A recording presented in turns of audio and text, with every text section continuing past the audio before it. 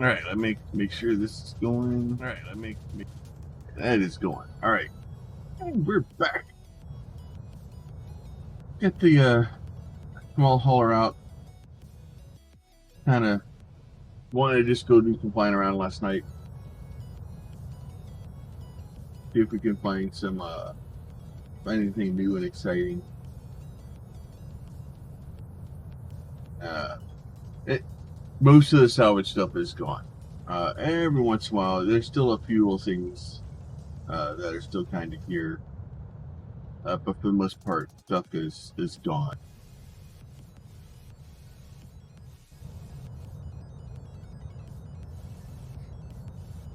The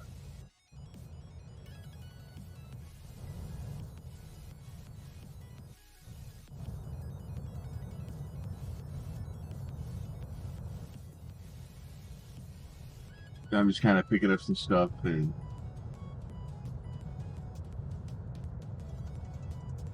I found two abandoned territories that had a bunch of stuff on it. So I claimed the territories, and I'm requisitioning the stuff that's on it. We'll see if the territories were worth a crap.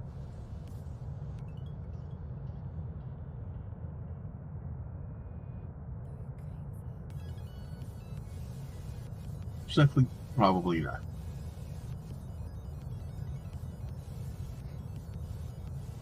Rocks all of a sudden stop.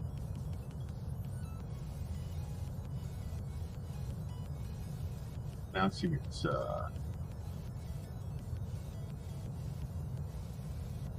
what it's playing.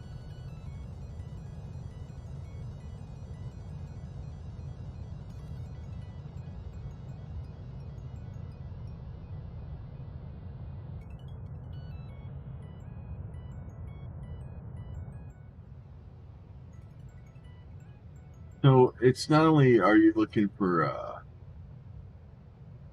these little gray marks. We'll fly over here, see if we see any. I think I've been over here to this place. But not only are you looking for the little gray marks, but you're also looking for stuff that's built on blue squares, basically. Um, and the reason is if you find stuff that's built on blue squares, you claim the square and then requisition. And then 14 days later, for static structures anyway, doesn't seem like ships can't seem to do that.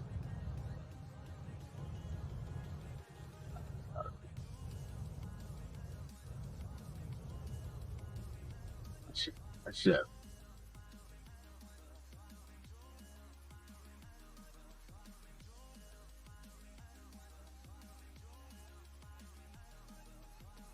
Getting back to the house, I want to start working on today, actually building a voxel library and getting a decent voxel library built. I have a couple ideas for ships that I want to build. I think that was the bigger thing. I'm currently waiting to see if I'm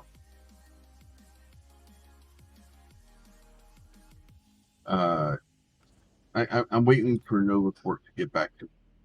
I have a couple of questions I asked them, and I've asked him several times, or I've asked him twice.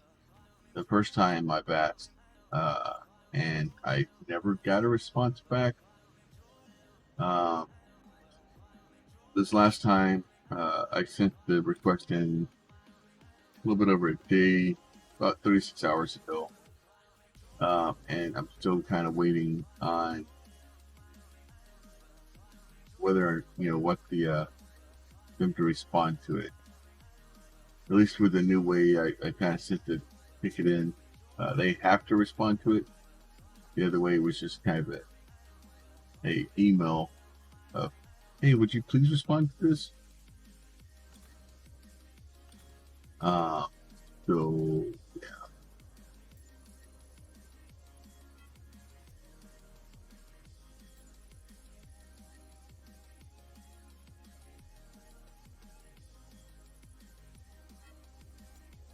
yeah. And basically what the question is so, and I know the answer for most cases. Like, so what I'm trying to do is I'm trying to come up with ways that we can, I can incentivize donations to Extra Life. And that's always,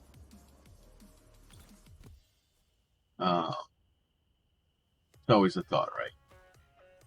So, but I'm also looking for ways to get rooms, right? So part of that is if I can get, um, basically the question is can I incentivize a ship? So can I make a very specific ship design and only offer that if somebody basically donates 20 packs? Now it's a super gray area because normally selling items in game for money is a big no-no, and I don't want to do that. It is a little bit of a different scenario because the money would be going to a charity and not to me. Granted, I still benefit some from that. Like I've told Nova Corp this stuff, and I've given links to Extra Life, what it is, why it is. Obviously, the more money we raise throughout the year, I'll get the sticker, the T-shirt. I'll get medals. There may be other prizes for raising X amount of money. So trying to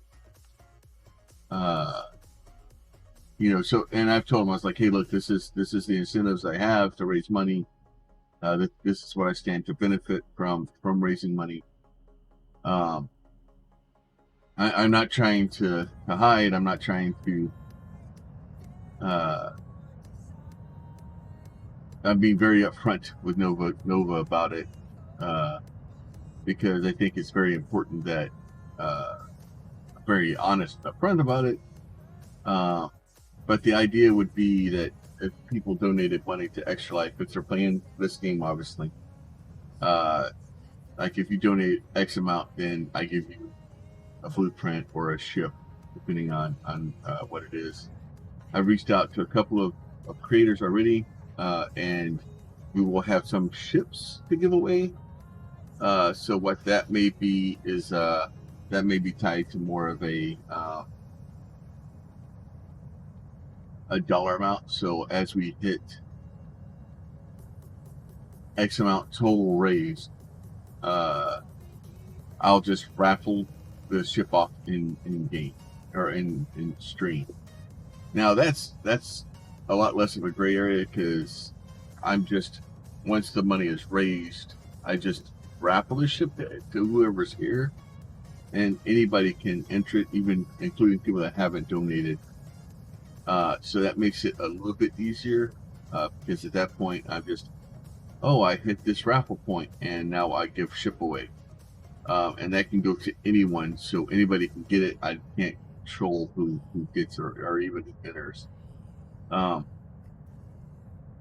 So as long as that is done in a way that anybody can enter and anybody can win, and I'm not restricting it to only people that give me money. And I know it's giving the charity money, and I'm off on a complete tangent this morning. I'm just trying to figure out a way to incentivize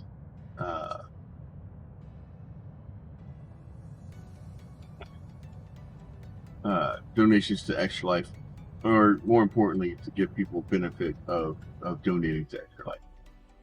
Now that being said, I don't know if I'm gonna be able to have all this stuff done. Those are the ideas I have, the hope that I have, but I don't have the answer of whether or not it's going to be able to do it, because, like I said, it is, well, I won't even say it's a gray area. It is definitely not a good thing. It is, if I'm selling stuff inside of the game, which I won't do, but if I told somebody, hey, if you give me $5, I'll give you a blueprint to my ship, that is against so much stuff. Like that is a great way to have your account banned forever. The only reason it makes it slightly different is because I'm doing it for charitable donations.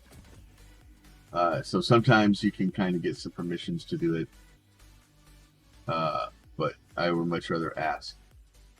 In worst case scenario, they may come back and say, no, we can't do that. But, hey, here, we we'd like the cause. Maybe here's this or here's that.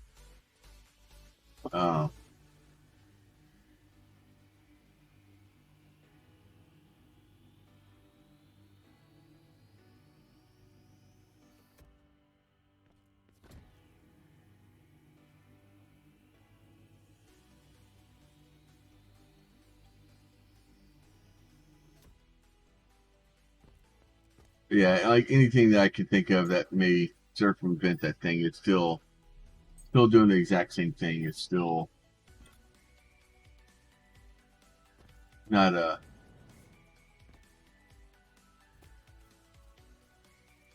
not good.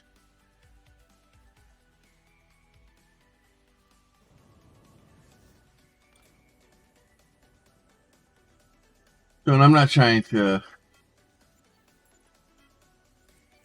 pervert the system and trying to get in trouble. Because the last thing I really want is to have my account taken away from me. Which is pretty much what will happen if people start trying to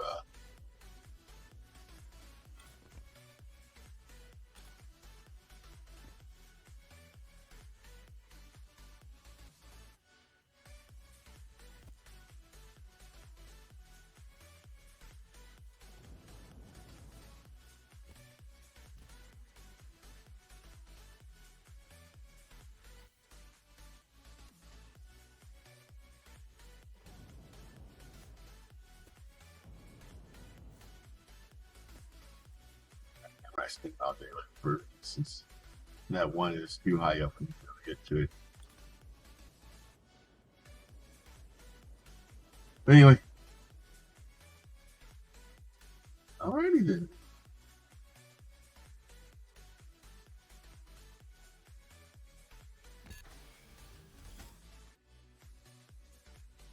I'm having drop frames too. That's awesome.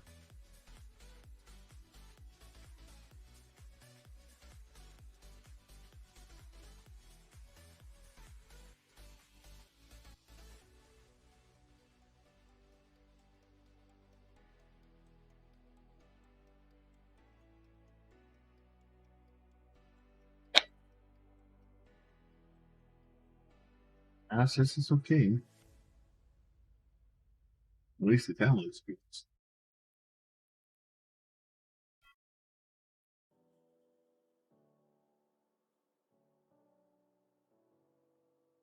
My speeds are okay.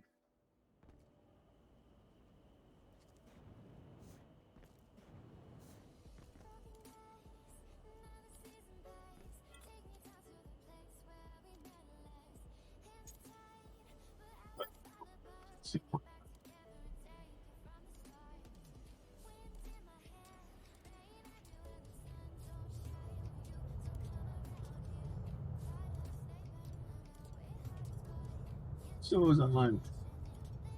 But yeah, so I'm reaching out to a couple of builders, and the DU community is awesome. Like I've had a couple people just go, yeah, no, dude, if that's the case, yeah, let us know. We'll donate a couple of ships. they're just going to donate a couple of their nicer ships that they personally built, usually selling for 25, or the one I'm trying to get from Kineso, that the ship I'm trying to buy is 25 million. I don't know what ship they would be offering to give copies away of.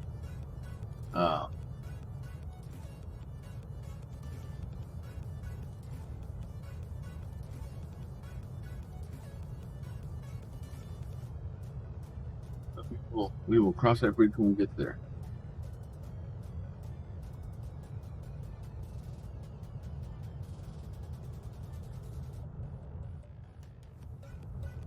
Anyway, so what I'm gonna do today is I need to get back. I need to do a couple of things. One thing I need to do is I need to start building a place to where I can copy or make copies of a they call them voxel arrays, but basically what it is. So how you doing this morning? Oh, look, another streamer for Dual Universe. So that worked.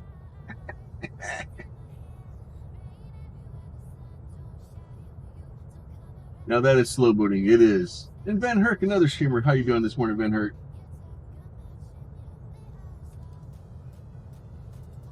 The new bot's working, so that's good. Oh yeah, dude, this thing is slow. Dude, I honestly that bot, that's such a good bot. That bot does it. I have some very very specific requests for that bot to do things, and it is amazing at what it does. It is a very customized bot for me though. Nice.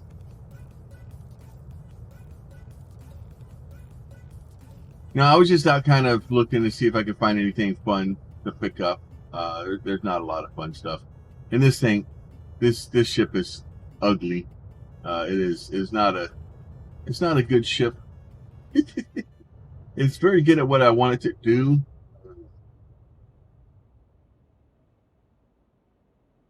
But it will carry, like, it's got 10 XL containers on it, and it will carry them completely full on a layoff.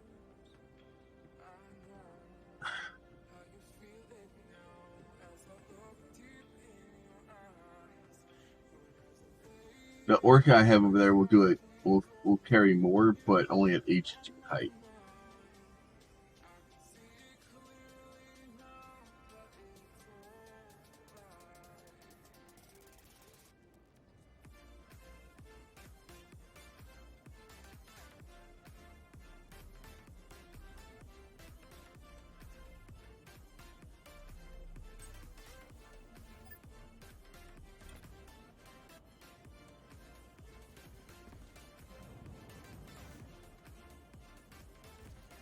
Like I've had obviously at HG, I've had the Orca at 45 kilotons, but that was at HG, and if it would have fallen out of HG, I would have never gotten it.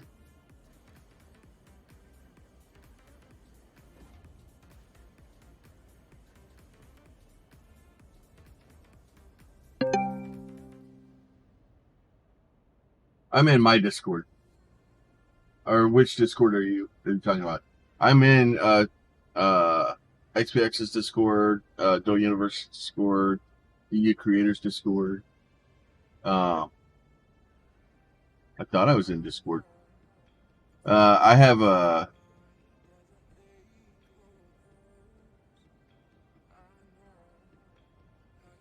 Yeah, I'm on my stream channel. Yeah, I always jump in there. Yep.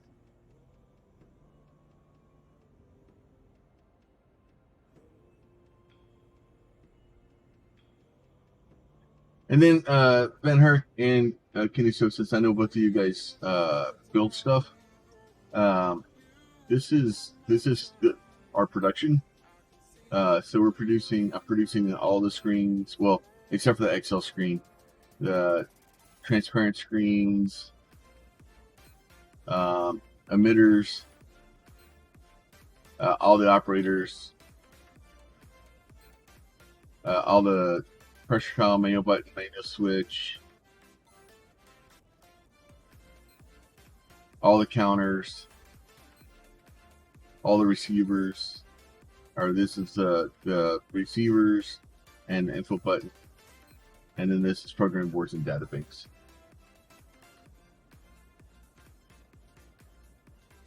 Yeah, we just I try to keep my my stream chat a little bit quieter. I know there's other channels that definitely run with more people in there, and it works for them. I just find it doesn't work for me. And I know we talked about it before, Kenny, so, but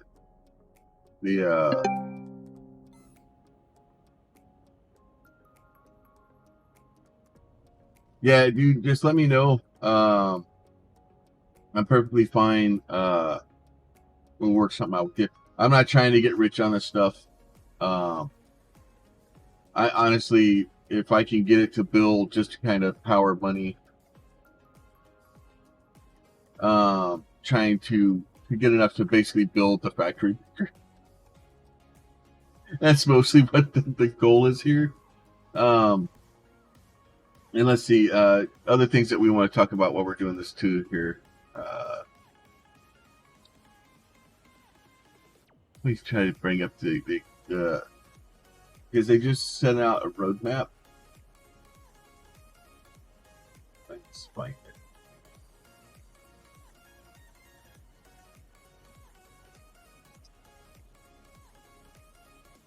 Maybe on the main page.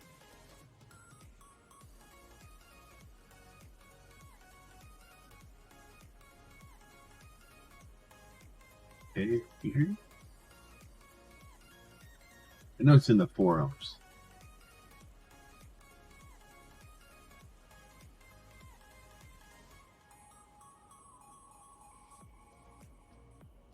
All right, so update 0.3, which will be the Mercury update.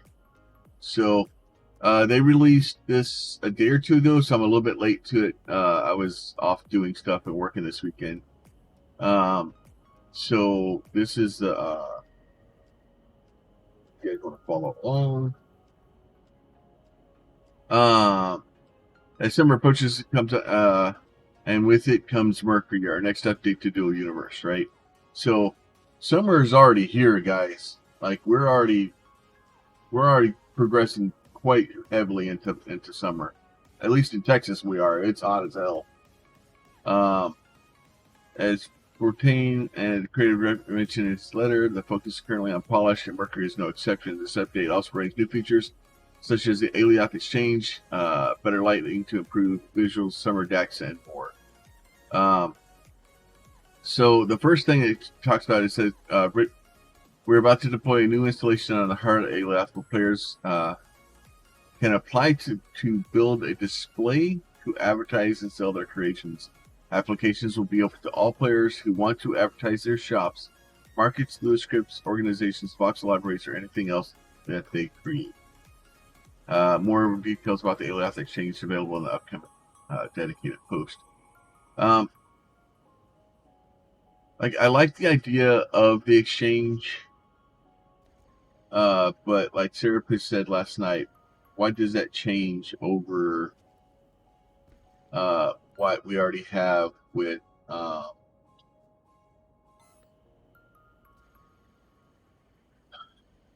what does that change from what we have with the player cities? So, and if it's not going to change anything from the player cities, all we're doing is creating another a government-owned city, right? And I know that the go, of course, not the government, but it's basically it, right? It's a city owned by Nova Corp. Now, are they going? And then the question is at that point, I'm sure they're going to want taxes and stuff like that, and there's going to be a fee involved with renting those areas. So I don't know. I think it's a good. It's a band-aid. And so here's my 2 cents about it. I think it's a band-aid. I think what we really need is to have a way for players to be able to put their stuff on the market. I should be able to put my wares sold at my base listed on the market. So that way there's one place for somebody to list and look at stuff. Because the problem is even if there's this place on Alioth where I can go and I can land, I'm still rolling the dice on exactly what I need is going to be there. Right? Because now I'm dependent, if I don't have a way to search it before I get there, I'm dependent on somebody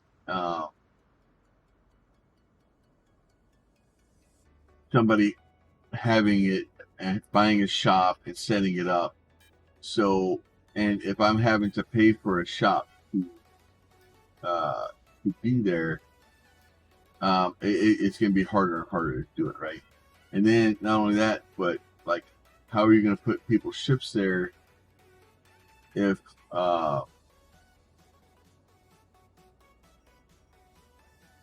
like it's, you know, people aren't really going to be able to display ships and stuff because, you know, it's like there's not going to be enough room. You're going to be very confined as to the stuff you can have there. Like I can't see any other way around it of not having, because they don't have enough room. Like because I'm sure it's going to be on one tile. And you know, even if it is a larger thing, it's not going to be enough room. And then so either you're going to have it's going to be completely overwhelmed with people that I've got too many engines. Right.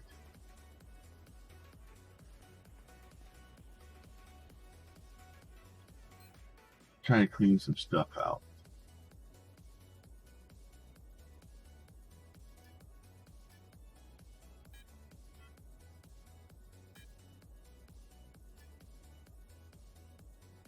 Okay.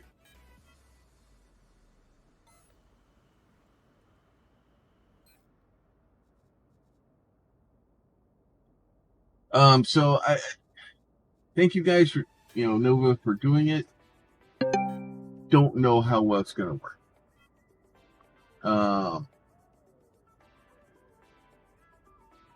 I don't make a lot of ship elements. The only ones that I'm currently making are basic containers and uncommon military and maneuvering atmospheric engines. We were going to start producing engine stuff, but I got distracted with Serapis. Serapis basically said in a stream one night, hey, look, if somebody builds a factory that has data elements in it and listed off a bunch of data elements, if somebody builds this, we will buy it from you because nobody else is making this stuff right now. So I made the factory. It's when you're trying to build a factory to build or sell stuff and somebody tells you, hey, here's a freaking idea that this is the stuff that we need to be made, you go and do that.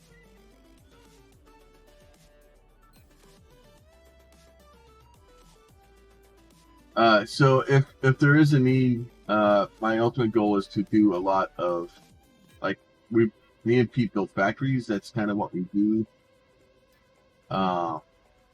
Like we do a lot of factory building games, so I'll be building factories and stuff like that.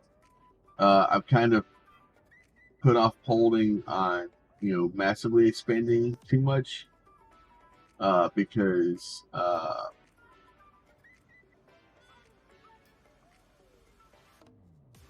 you know, we don't know.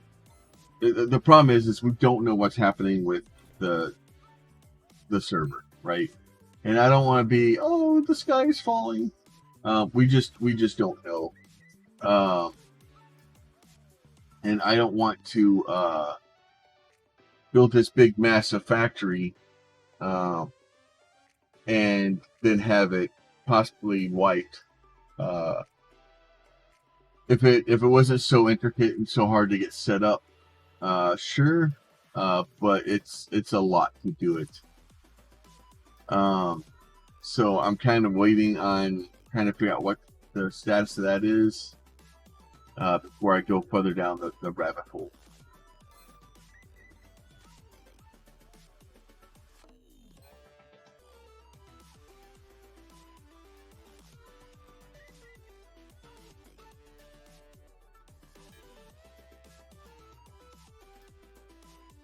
But yeah, we'll eventually be building all kinds of crazy stuff. If there's something specific somebody needs and it's in my capability, like I'll go buy the stuff. Like I figure if one person wants something, then somebody else will want it at some point too.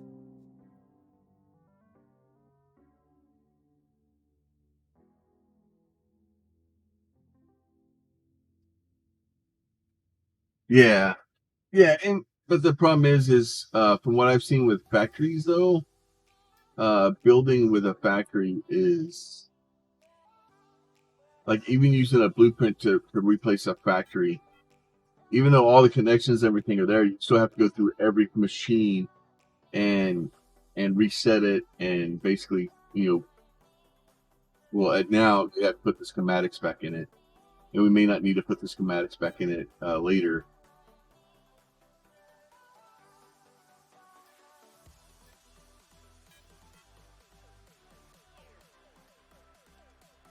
But at the current point in time, we're having to put the schematics in it. And even when I transferred this little base over here, like it's it was some work getting it set back up.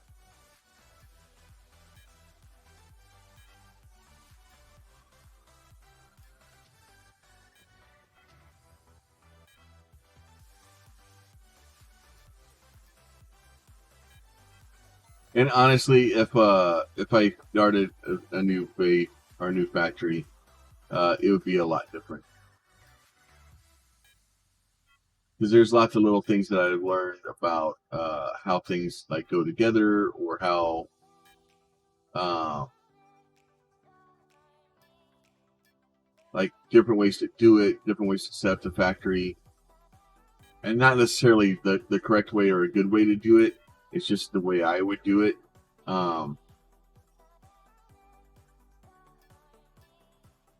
and stuff that makes sense in my brain. So, which means it probably isn't going to make sense to anybody else's brain.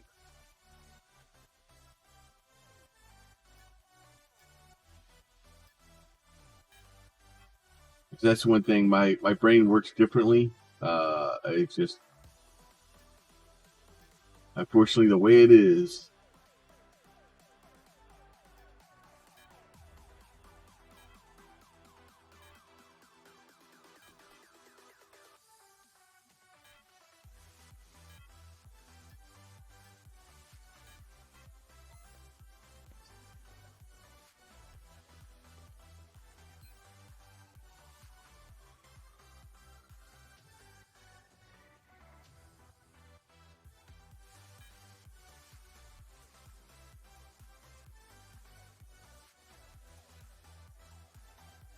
And then that's the other thing too is what I want to do is I do have several uh,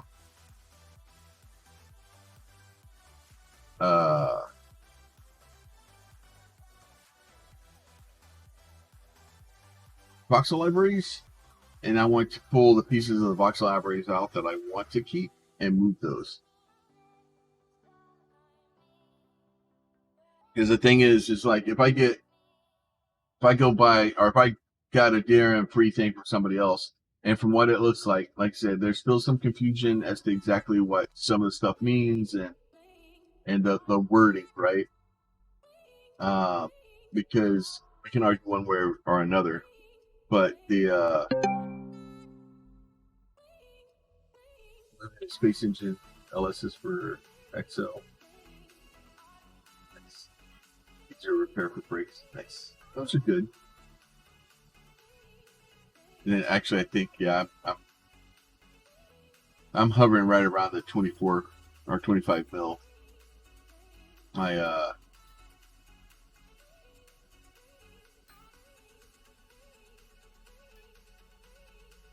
I think my happiness of selling stuff at the market out there is kind of been dashed. I may need to go make some changes.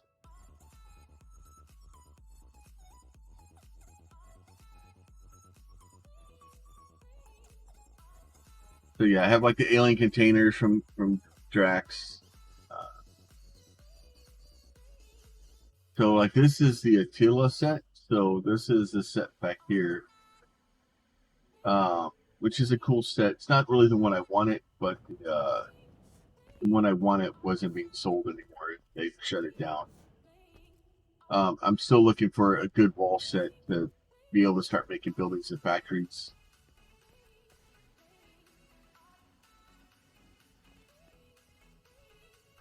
Yeah, that's gonna be. I need to go. I probably should just go do that. I was trying to avoid the.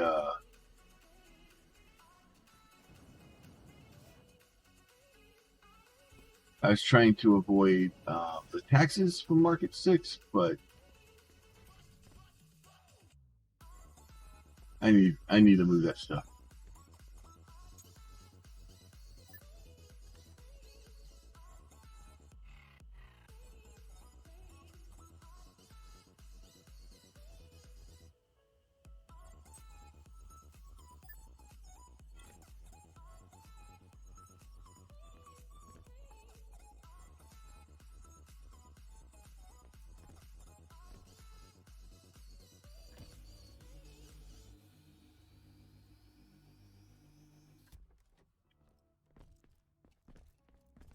Did you get off my pillow?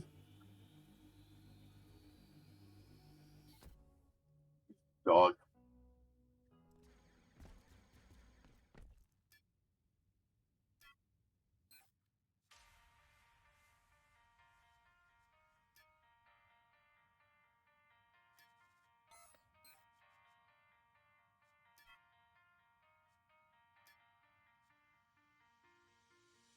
That's cool.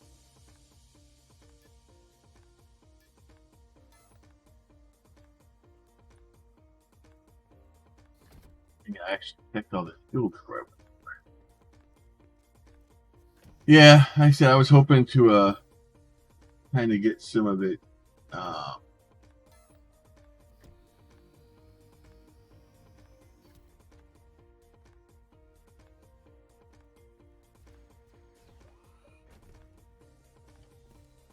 Trying to avoid trying to evade the taxes there. Some days you can't avoid the taxes, I guess.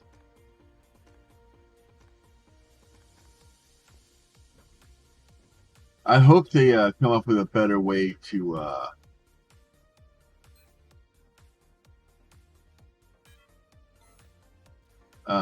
align pre-existing blueprints to. They're giving me the option to do it. Technically, you can avoid the taxes on your own property too, but I'm all the way down by like market 20, so it's not.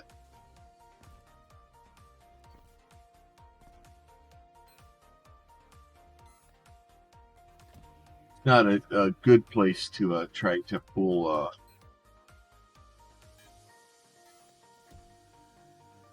people all the way down here, because it's way out of the way.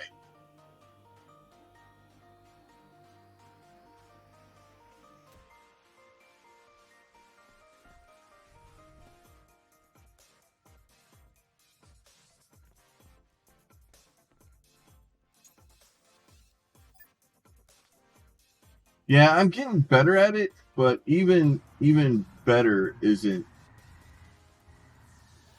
isn't good.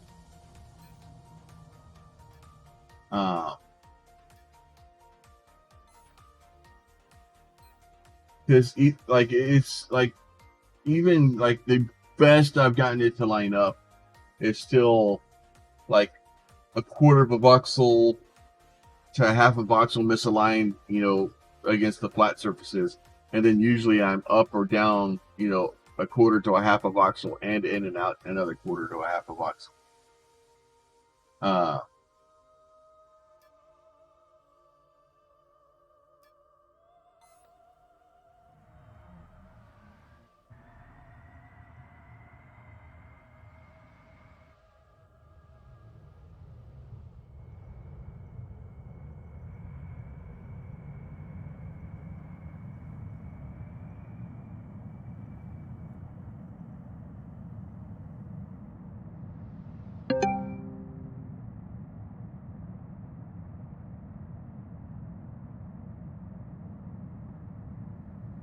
Yeah, and that's what I have been. I haven't been using the like. I'm sure there's more tricks to learn.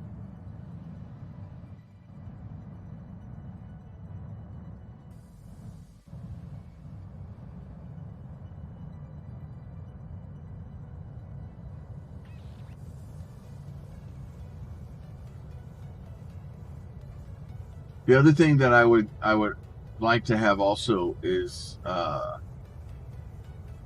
and I don't know how hard it would be to do, but I would like to have a blueprint where you can open a blueprint and you can choose like materials, right?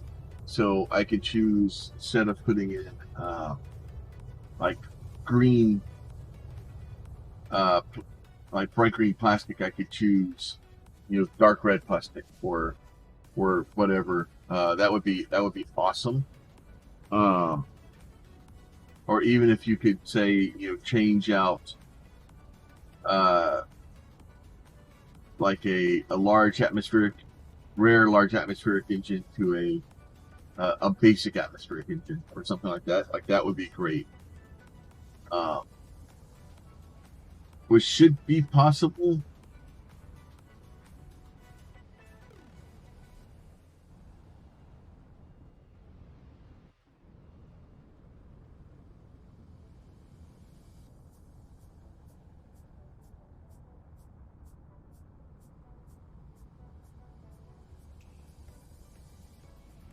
I'm sure we discussed this one at the same for over a year and a half. You're talking about the being able to change stuff in the blueprint, or the a better way to align shit.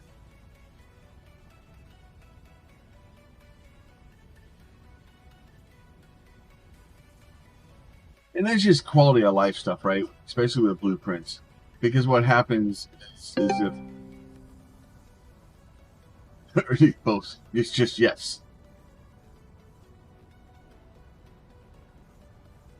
But because if not, like you can get some weird thing for a blueprint, and it's just for the voxel changer.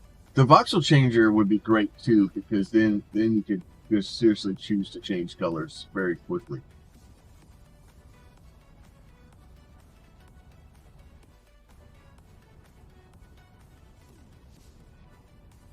Yeah, I submitted. Speaking of questions, who asked what is a DAC? Take that person out and smack them around.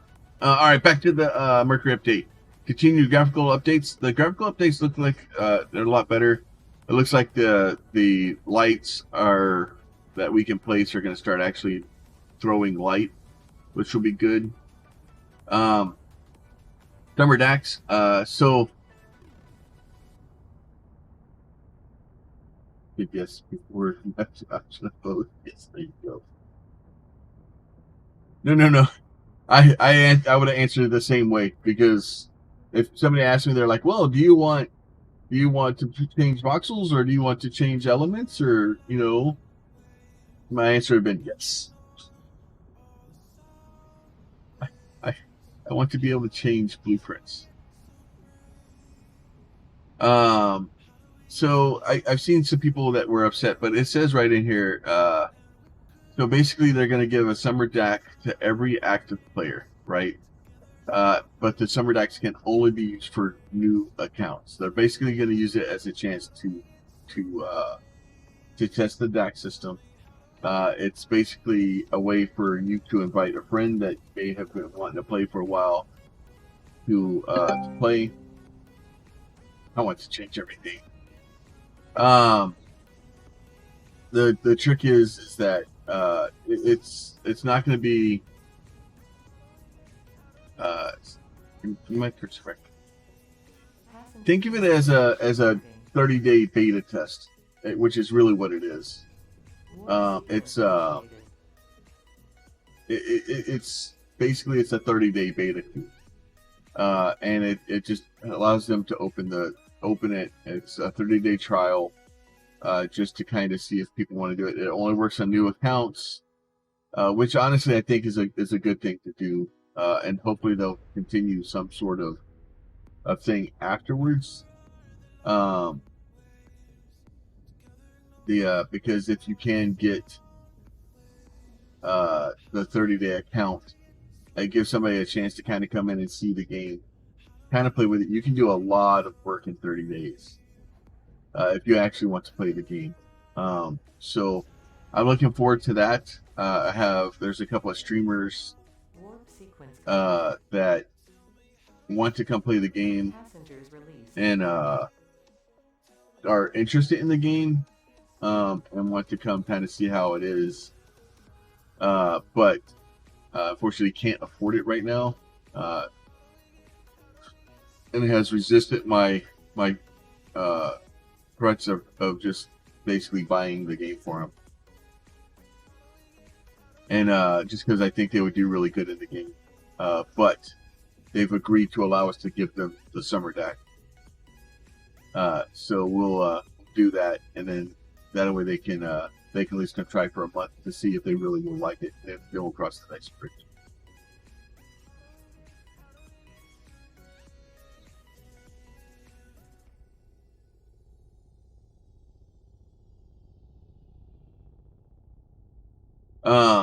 But yeah, so that way, if you have people that you think would want to play it.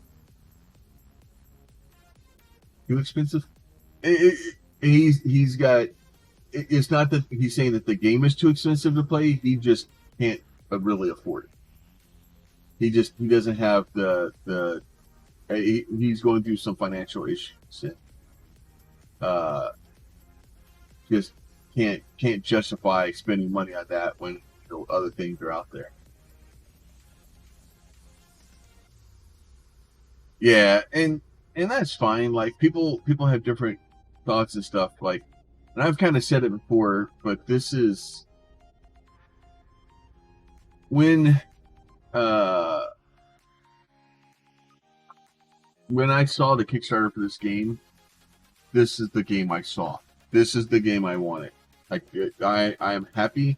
There's maybe a few little things in here that I'm not super happy about, that I wish could be better. But for the most part, this is the game I wanted. Like this is the game I wanted. I'm extremely happy with it. I am slightly worried about PvP changes that may be coming in the future. I'm not a fan of planetary PvP.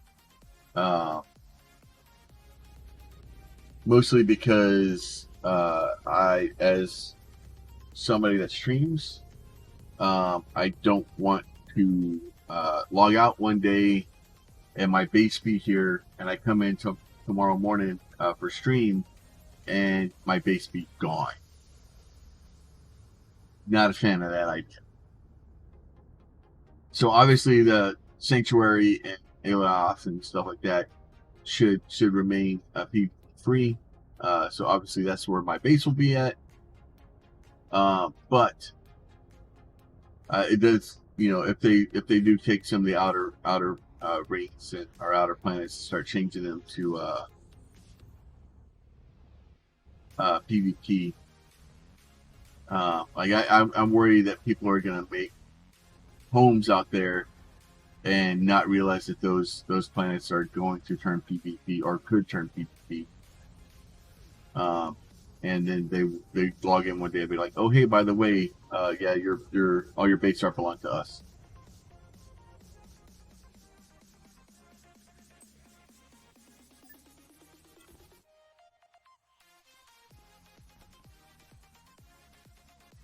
But yeah, hell, I was halfway. I told him, I was like, shit, dude. Like, if you want to play this game, like I would almost be willing to buy your subscription just for ore.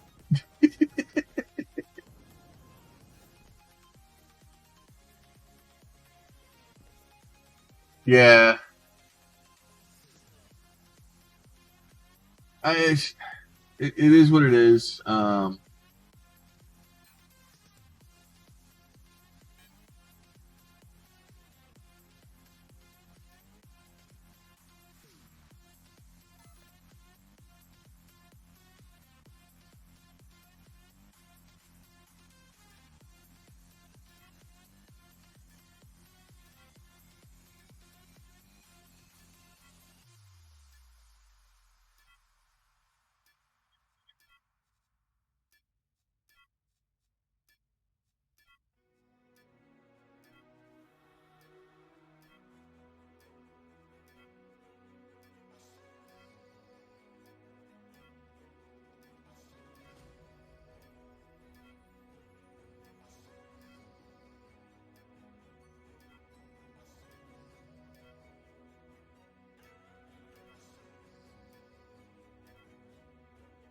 Stuff pulled out the market six.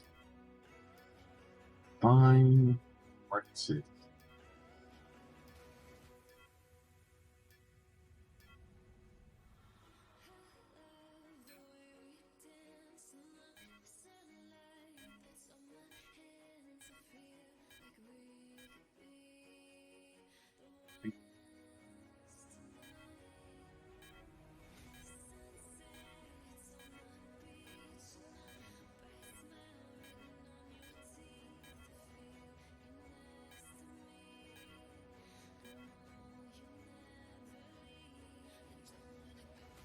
In the bucket.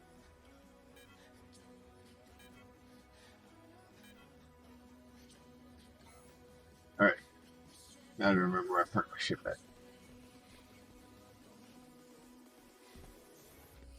There it is.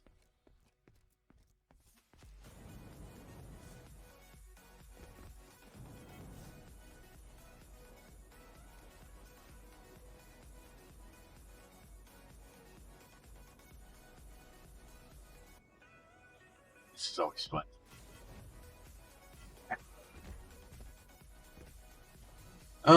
But you know, and I understand some people really want that game.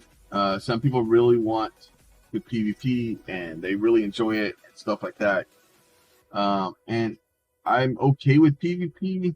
Like if people really enjoy it and that's what they want to do, um, I have no want, need, or desire to do it. I'm not a fan of it. I don't have fun with it. And other than every once in a while going to help somebody just because you know they need help or whatever else, I don't want to put a bunch of work into something and then have it destroyed. Uh,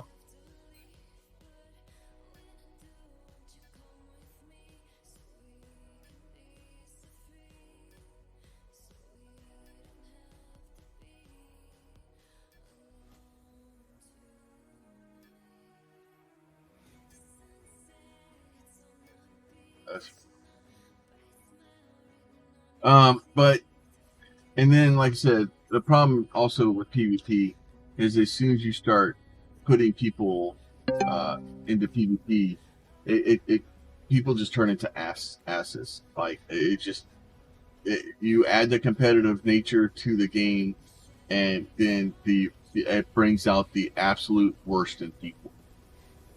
Because now it's a competition. Now I've got to be ahead of you. Now I got to prove that I'm better, and it just I don't like the I don't like the communities that spring from PvP, because then people are in conflict. They're not working together anymore. We're not trying to play the game and have fun. But now that being said, like if your idea of fun is to go shoot each other in the face, have at it. Like if that's what your idea of fun is, who am I to tell you how to play your game? But at the same time, who are you to tell me how to play mine? So my problem with Eve the PvP systems are completely different. And I'm so happy about that. But my problem with Eve is as a PvE player, I can be forced into Eve, right? And there's no way for me to force a PvP player into PvE, so it's not fair. And that's really my problem with that, with Eve's people. And I've had people that are like, "Oh, well, as long as you don't go into the..." No, dude, it doesn't matter. Like, you make one wrong mistake and you piss off the wrong people, and they will literally set outside your space station for 2 months after you deactivated your account, waiting for you to come out. I know this for a fact because the people I played with pissed off some people, and they found out that I was friends with them and that I had an orca, and they set outside my freaking space station. I mean, literally set outside the space station. They had shifts of people just sitting there waiting for me to come out so they could blow up my ship to punish my friends. Because I wouldn't pay them, hey, you got off on my ship there. It'd be a shame if something happened to it, money. It's like, screw you guys. I just canceled my account and then just log in for like every day at random times for 2 weeks or for 2 months afterwards. Just because I knew if I kept logging in, they would stay there.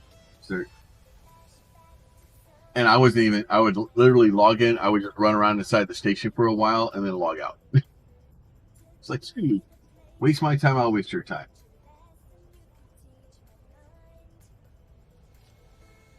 But yeah, so that's my problem with it is that, especially if somebody builds a base, or if we have Atlantis is being built, Surface is changed. If something happens and they decide to move the PvP border, and somehow now that situation's outside of that, I don't think that's good. I think, honestly, the game should be released in the situation where it is now, where you have safe zones around the planets, and with the planets we have now, I think the game should be released that way, so that if somebody wants to play PvP or PvE, they have everything they need to do. They can kind of get away with everything they need. And then they go from there. Then leave the PvP between the planets, so if pirates want to set out in the lanes and wait for people, go for it. And then add some more planets on the outer ring, because they've already said they wanted to add more planets, but add more planets in the outer ring and make those PvP planets. I know the PvP crowd's not going to be happy about that, but that allows the PvE guys to go play what they want to play. It gives the PvP guys, hey, if you go out there, go out there and shoot the shit out of each other.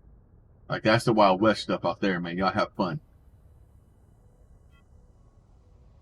Let's see. All right. Well, yeah, I'm all kinds of distracted today. So the variant overview. Back to the roadmap, right? We're at an in-game interface, provided overview of the general account information and lost possessions. We'll expand the feature moving forward, but Mercury will be able to see your unlock cosmetic skins in a dedicated tab. Which that would be cool. At least you'll know which ones you have and whether or not they've opened. The Lua API. I don't do a lot of Lua programming. I'm interested to see what they'll do. I'm going to start learning Lua, just so that I have a working knowledge of it. because I found out, especially with stuff like that, it helps if I understand at least what I'm asking for. So our vision of Lua has evolved over the years. New directions taken. It's necessary to entirely revamp our Lua API. And it says these changes will future-proof the API. I hate the word future-proof. Like, no. Like, it's not future-proof. It's future-resistant, but not, like, nothing's future-proof. To make it better, this game improving the tightening of the system. We're starting the process of Mercury. Naturally, such a major change will come. The enormous changelog, but to give you a brief overview of what's coming ahead, we're going to okay. Oh, so they've doubled that. So that's good. They're going to restructure the entire Lua API, prepare the object-oriented approach ready for future evolutions, reduce the use of JSON and the API to favor the use of real Lua tables, and a lot of stuff I don't understand. Rely on event-driven code to reduce player loops and server requests, reduce the complexity and size of scripts, add some of the nice-to-have features, add future points of interest to some elements, such as the telemeter. They're going to do it, and then they're doing a talent point reset. So every character will have their talent points refunded back to their pool in the Mercury update. Following this, perform the reset for technical reasons related to upgrading our systems. This is an opportunity for players to refocus talents onto different areas and try new builds. Simply correct training away from unwanted talents. So they said they're going to have a series of articles delving deeper. I don't know when this stuff is going to come out. Obviously, with the summer DAX, those need to come out soon. I think they need to be out before July. They just need to be out before July, because if not, that gives you 2 months for people to come in and play. But honestly, to be perfectly clear, I think they need to come out with what's going on with the wipe in conjunction with the deck. From my understanding and the rumors I'm hearing and things that I've heard said, it sounds like, and I believe it too, from the actions I've seen. I think NQ is in a situation where they basically have to do a wipe before release, and they're trying their hardest to not do it. They're trying to everything that they can to try to figure out a way to not do the wipe. I believe that's what's happening. Just because that's what the actions kind of lead me to believe. Because if they're going to do a wipe, they would just do a wipe. Like if it was hard set, they would just do a wipe. If they weren't going to do a wipe, they would have never told us. And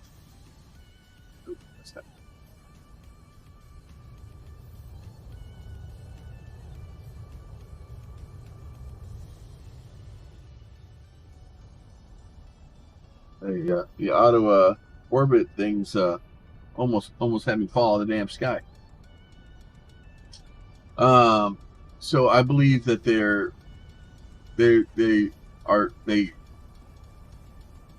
current situation calls for a wipe. I believe they're trying to figure out a way to not do a wipe so that players can keep some of their progress. So I believe that's where we are. The reset, stuff like that. A lot of people are looking at that going, oh, this is they're not going to do a wipe. We're still in testing, guys. We're still in beta. They may wipe, they may not wipe. I don't know. I don't have the answers. I don't believe anybody has the answers of whether they're going to wipe or not. And I believe, but I do believe that they need to come out and let people know I would honestly say if you're going to wipe beforehand, then like because the problem is you're bringing a bunch of people into the game, uh, and you're already lost a lot of people that aren't going to really come back anytime soon, unless they have a reason to. So if it's going to be hard for me to go to somebody and be like, hey, you want to come play this cool game? You can play it for a month. Oh, they may wipe your progress at the end of it. Makes it hard.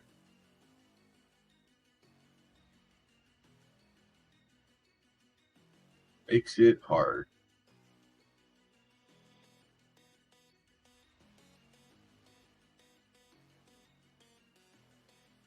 So hopefully they'll get that figured out. But if they want to, if the end of the summer the DAX go away, to me I consider August the end of the summer. If that is the plan, to at the end of the summer for the DAX to go away, then we need to have at least a month or two to be able to use the DAX for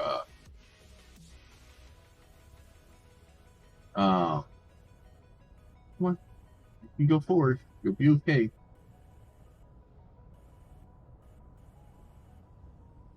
Come on, pick on stupid engines.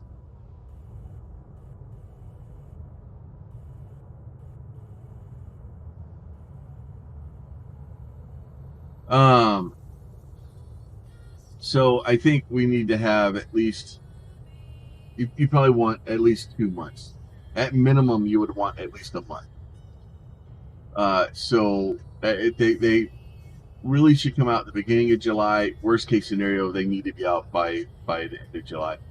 And honestly, with the big holiday here and the U.S. being like 4th of July and stuff like that, like especially if you have friends that are and you're not going to have a bunch of kids playing this game.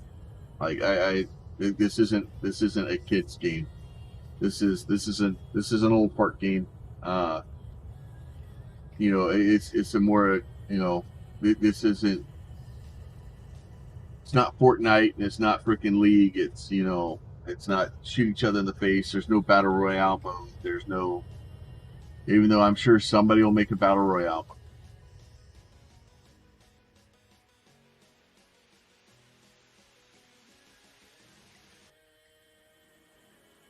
Oh, it looks like there's a couple of ships sitting on the market that have been released.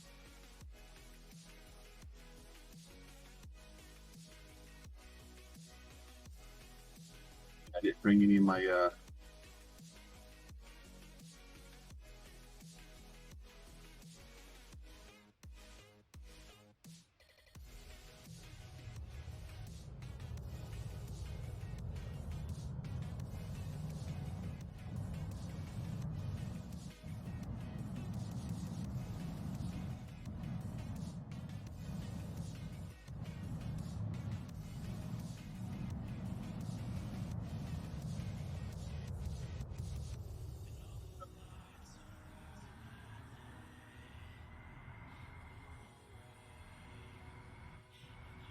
laggy today.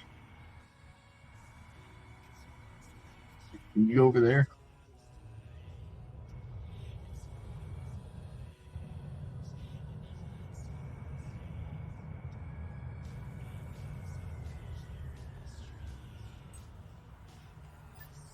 Um, so I don't know. We'll have to see kind of what the outcome is. But there is a lot of there's a lot of unknowns, and unfortunately, those unknowns aren't helping. Helping. And like I said, if you do have people that are wanting to play, it's hard to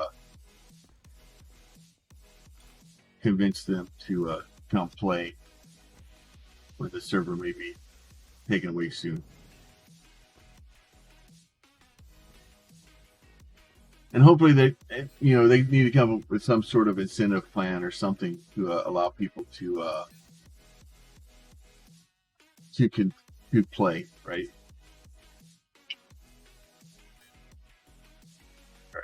So,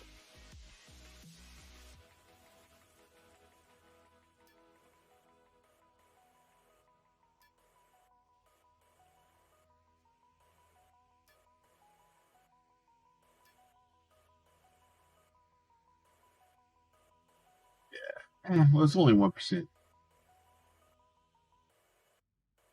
Oh, wow.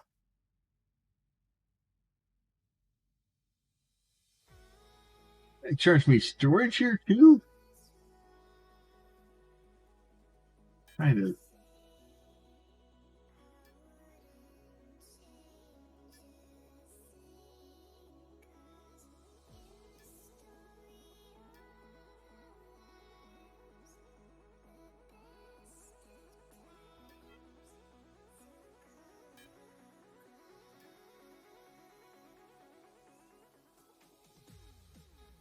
That's true.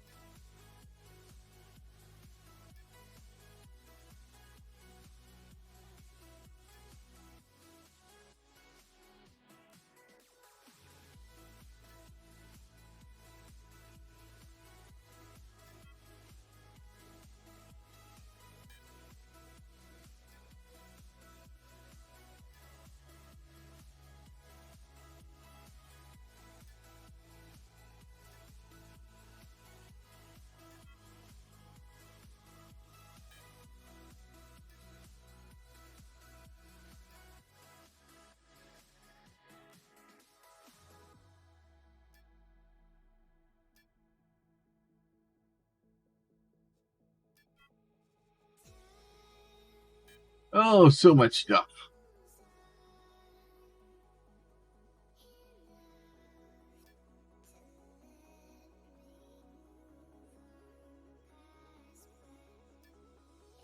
The receivers and emitters are like, dude, they are so much.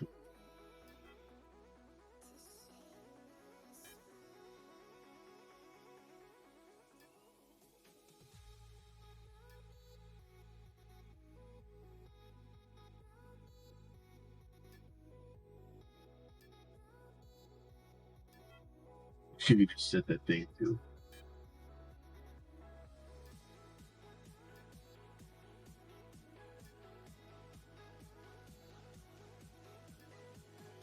It'd be a default of like a 1.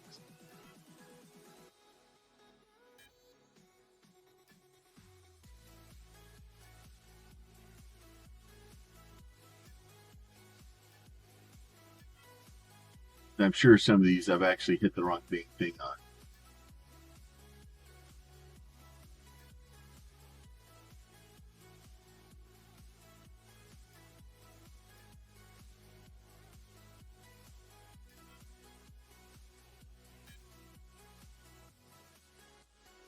Some of these things are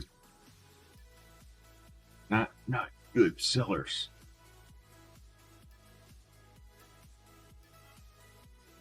I think some of it's a little bit easier to deal with anyway.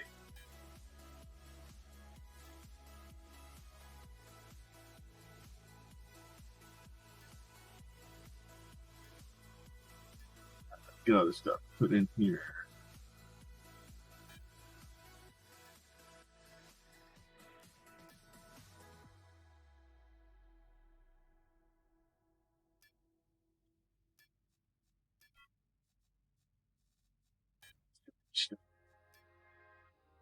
The sad part is this is just so what I did was I went in and anything I had over 1,000 of, I could, whatever that, took 1,000 of them out. Well, actually, anything I had 2,000 of, I took 1,000 out.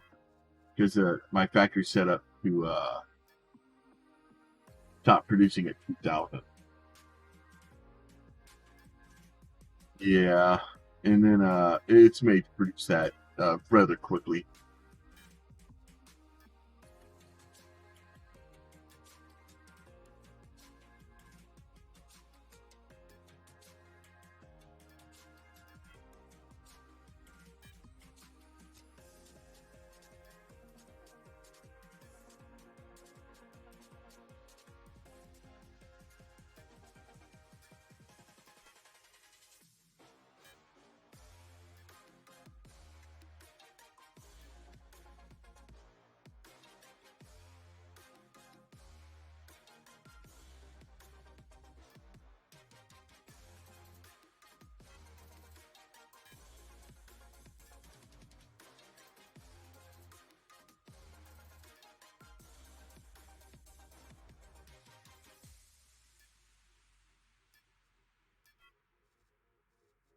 Programming boards sell for a decent amount too.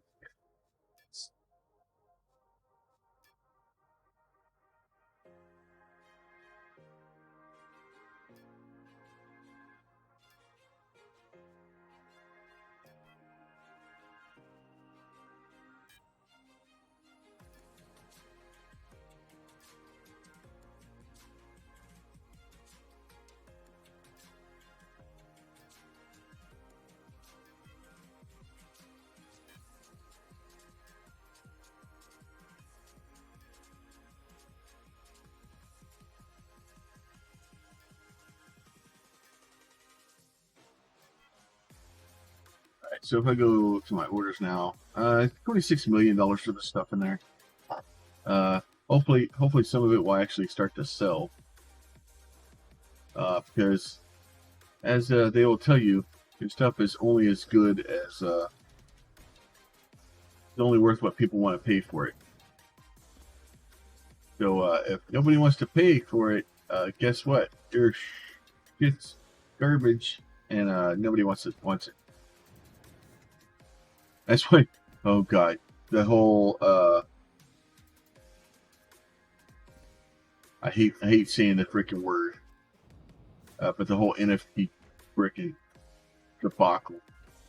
Like I always laugh because people are like, oh, they stole X amount of NFTs. And I'm like, okay, well, if nobody was somebody lined up to buy them?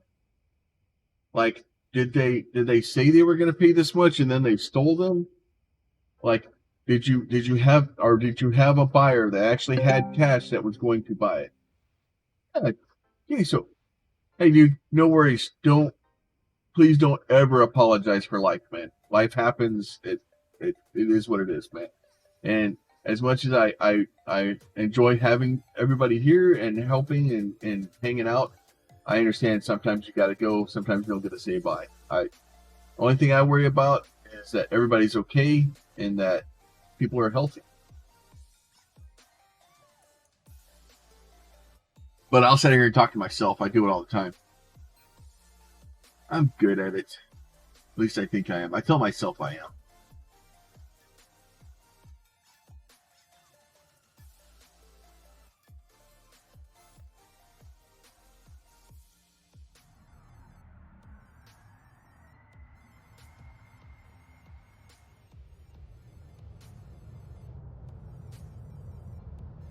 Oh, it's not.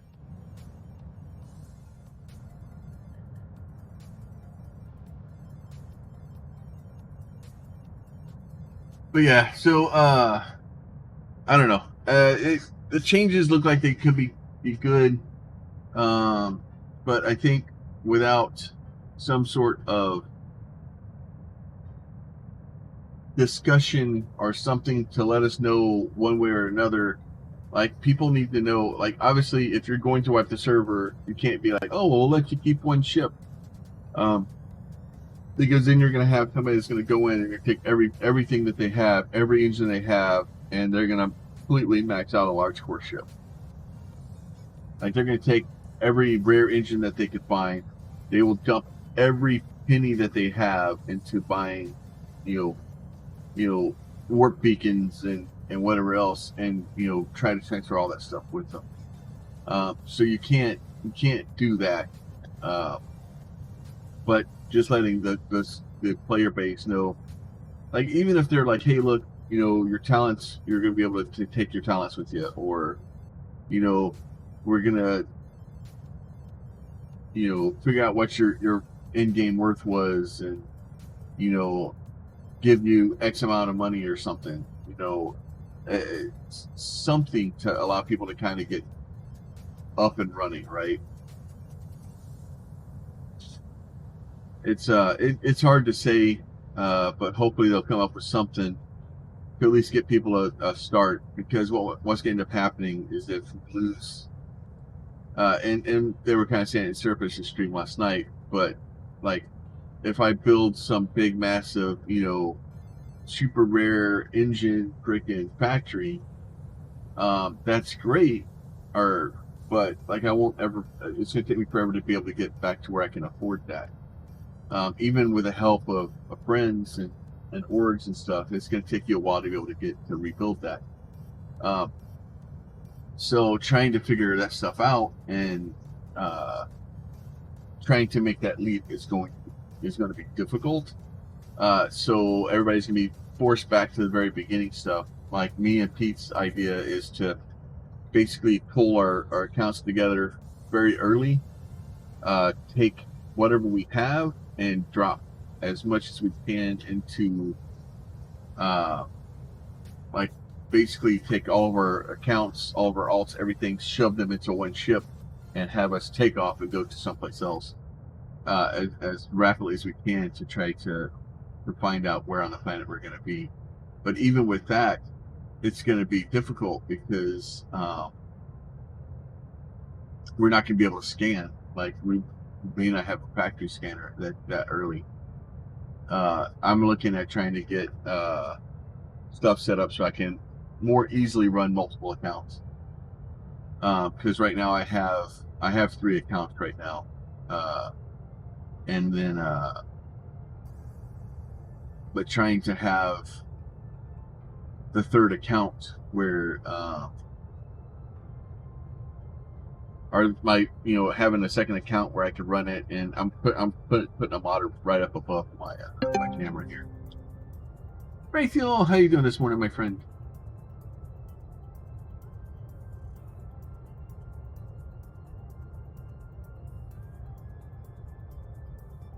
And then, like I said, I live in Houston, guys. It is hot right now. It's 9:20 in the morning, and it's already freaking 86 degrees outside. This thing does not help with the cooling in this room. This weekend, working. I know how that feels. Oh, jeez, God, I gotta pay attention to that damn thing.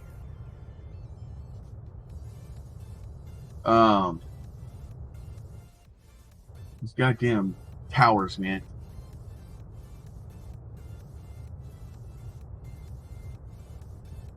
$84, 10 hours north of you. Yeah. So you're 10 hours. That would put you Oklahoma.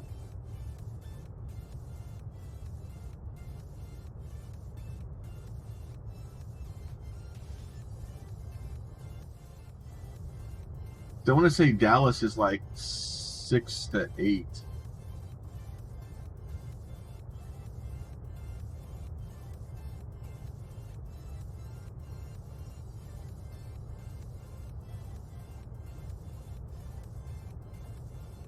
But yeah, so it's just warm. It is, and it's warm everywhere right now. So this weekend, I ended up working a couple of days of overtime. So I spent $251.99 on a toilet. I'm not bitter at all about it, considering that I didn't break it. I probably am not going to OKC. All right, I won't hold that against you. Yeah. The humidity is like 9,000% humidity.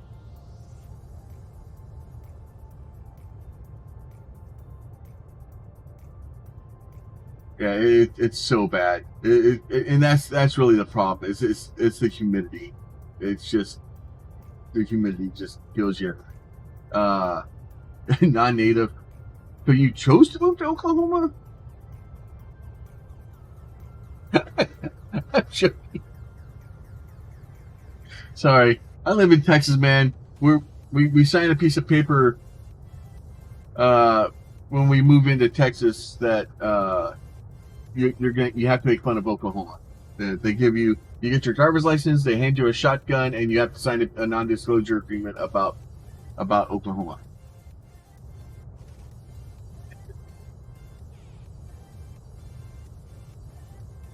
I am actually a native Texan, though. For those that are new, the room that I live in, the paneling, as you can tell, is a little outdated. There's a reason for that. This house was built in 1948 by my grandfather.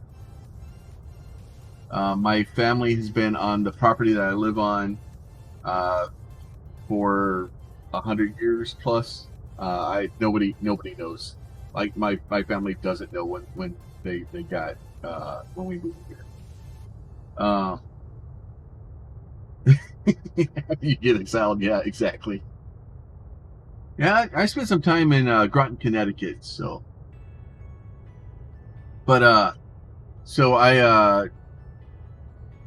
I've lived in. Well, I haven't lived in this house. I've lived in this house for like 4 years. My aunt lived in this house. This used to be my cousin's bedroom, and now to kind of take over and help maintain the house and stuff like that, I live here and help my aunt out. And then my aunt lives.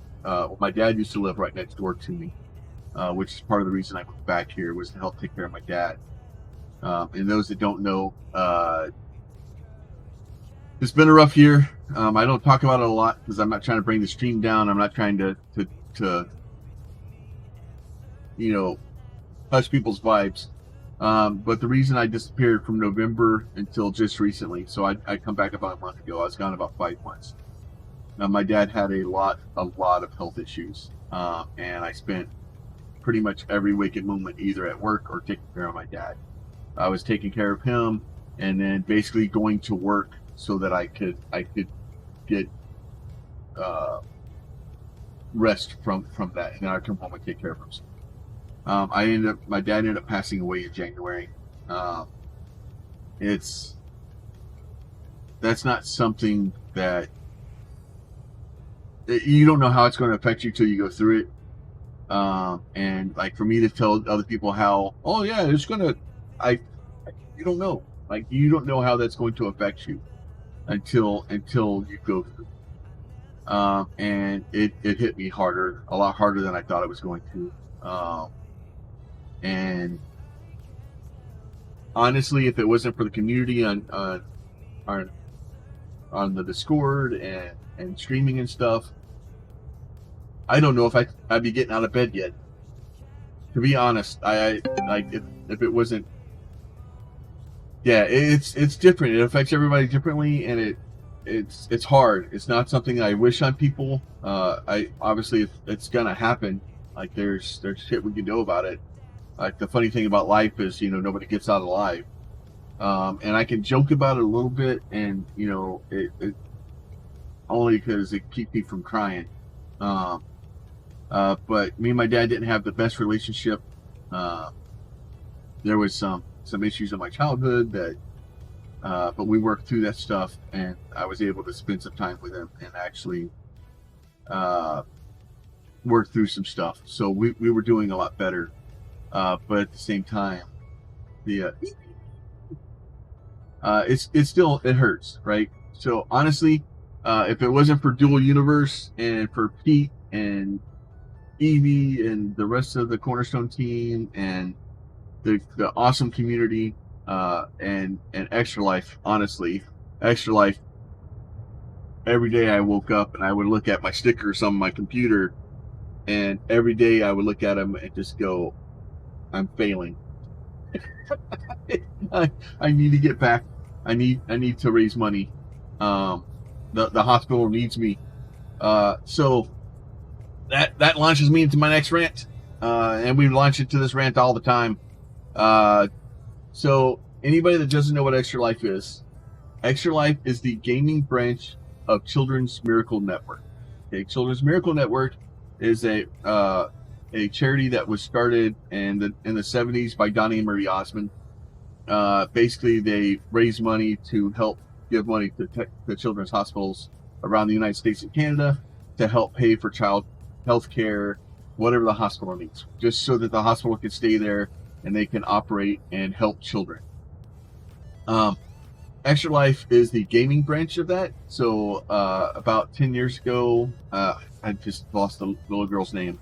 There's a little girl at hospital going through cancer treatments. She went all the way through cancer treatments. She relapsed, went all the way through cancer treatments. She relapsed, went all the way through cancer treatments, and unfortunately passed away.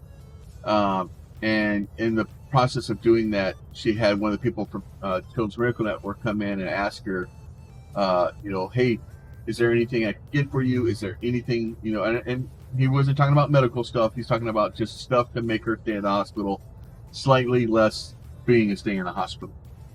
And her only request is that she really missed playing games with her brother. She wanted to play games with her brother, and she really missed that. And they the parents couldn't afford it. Everything that they had was going into trying to save their child. So he went home, made a couple of posts on message boards requesting if anybody had some extra stuff. This little girl just wanted to play a game with her brother. If anybody had a console or some games or something. And they flooded the hospital. The gamers on the message boards literally flooded the hospital with game systems and games and just everything else. So from that horrible tragedy of losing her was born Extra Life. So what Extra Life does now is we raise money through cash donations. We have streamers all over the place, little people like Rooster, nobody, and there's been some, I want to say Aurelion, there's been some very large streamers, Quill 18, which is somebody I found out later that does Extra Life. I watched him for years on the YouTubes, and was surprised to find out that he was part of, he supported Extra Life. So basically the way it works, and we'll throw the things here. I guess Evie's ghost hosting me today.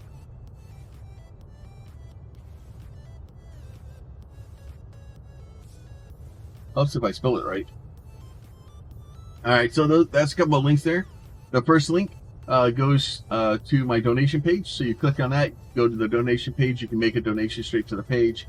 It goes straight to Extra Life. I do not touch it. I have no way to. It goes straight to the hospital, and then that money goes straight to Extra Life, straight to Children's Miracle Network, and then straight to the hospital. With no stops. It doesn't pass go. It goes exactly where it needs to go. And then if you go to the second link there, which is extralife.org, that is the main site. So if you don't have cash but you want to help, you can go there. You can learn more about the charity. And if you're donating to a charity, please don't take my word for it. I have a vested interest in Extra Life and Children's Miracle Network, and specifically Texas Children's Hospital, for them to succeed. But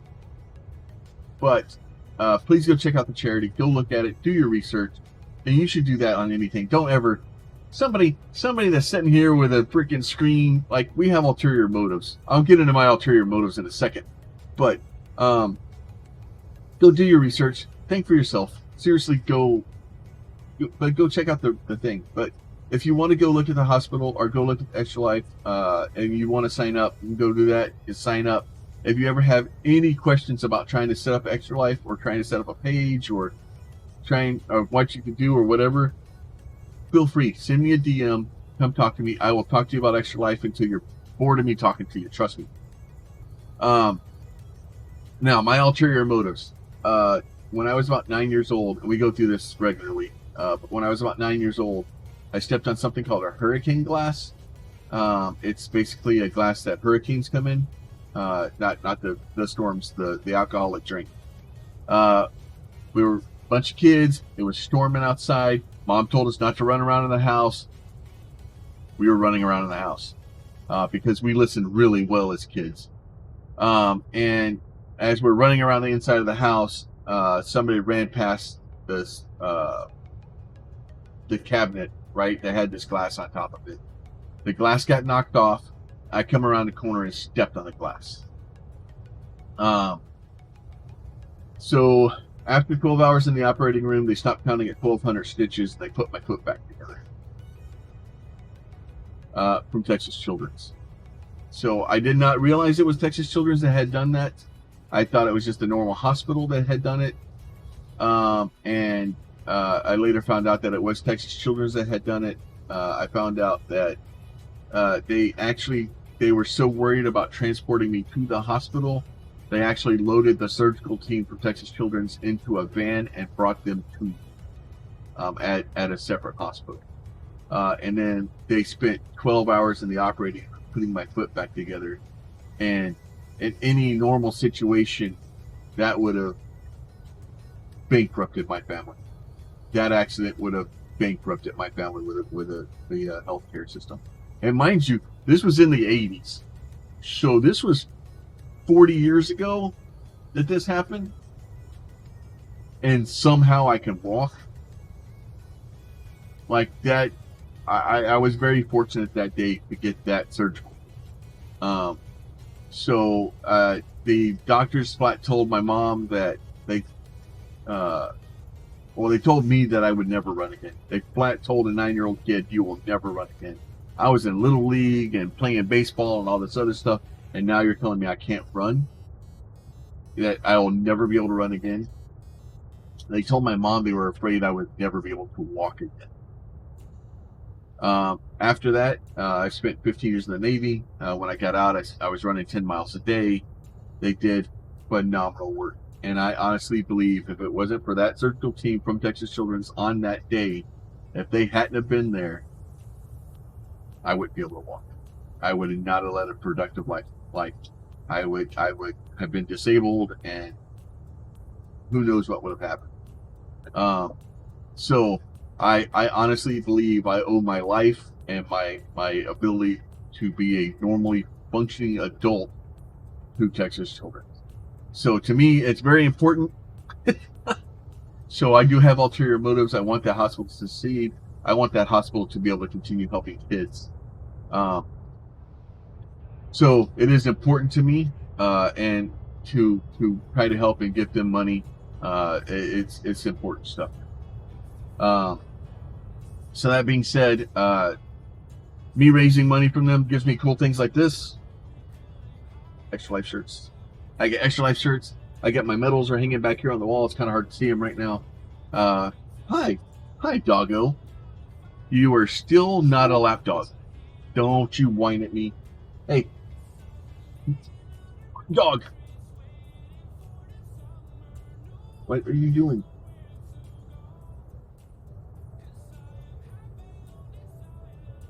Why don't you lay down? I know it's warm in here. I'm gonna go buy a new air conditioner.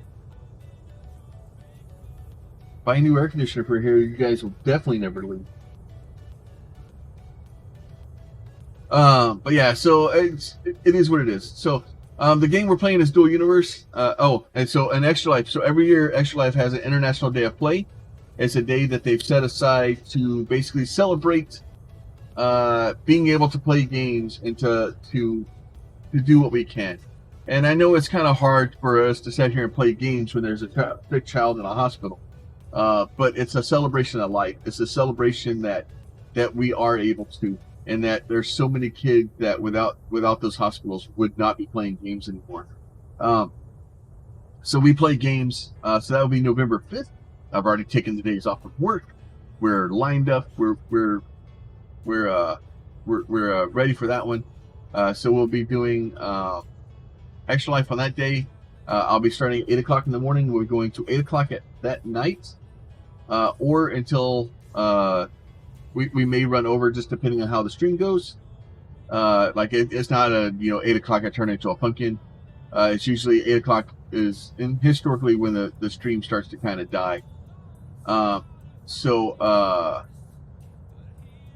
But we'll plan to do 8 hours that day, or 12 hours that day. we'll get up the following Sunday and do it again. Now, that being said, those days I have about 300 keys for different games that I've saved up through different games, through Humble Bundle. Like, seriously, there's all kinds of stuff in there. I've been saving up Humble Bundles for years. So whenever I buy stuff, like if there's a bundle and I like one or two things out of it, and the cost is, about break even, or even if I lose a little bit for buying the one or two things I want out of it, I'll buy the whole bundle and then I'll just stick the keys in the list. So there's lots and lots of stuff in there. I'll be giving away some DAX. I've had a couple of creators in DU that have offered to throw a couple of ships into the mix. I've had some different stuff like that. So we'll be giving that stuff away, and we'll be giving stuff away all day. I will tell you, I have special things that run in the background. I do giveaways slightly different here. I don't always tell people when I'm doing a giveaway. I'm a horrible person. All right, not really. Well, I really don't tell you when I'm doing giveaways sometimes. So it's I have a bot in the background, because the trick is here is I want to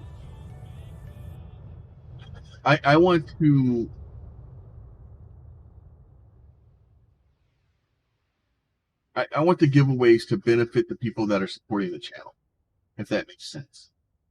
So if I give something away, I want it to go to somebody that has supported the channel, that's been here, that comes in and is talking in chat and is watching. Not necessarily somebody that's subscribed, and I appreciate subscriptions, and those they're great. They're it helps with Twitch and doing things like that and allowing the channel to grow.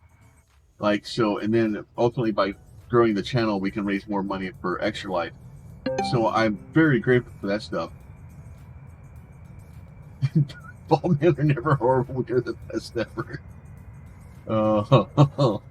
There's so much of that statement. This is not click over.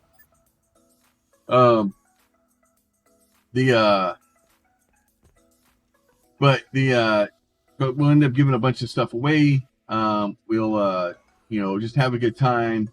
I'm trying to come up with something we can do where we can include the community, or have something, or maybe we'll have a big show or something. That may be something we do too, where we just people can bring their ships out, and we'll just get a landing area for people to come and kind of hang out and cause a bunch of lag.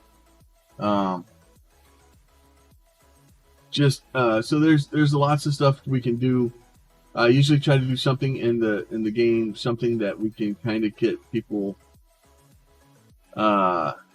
interested in the game, and do that stuff. But like I said, I have so far I'm supposed to have 20 DAX. Hopefully those will be out. No, it's not.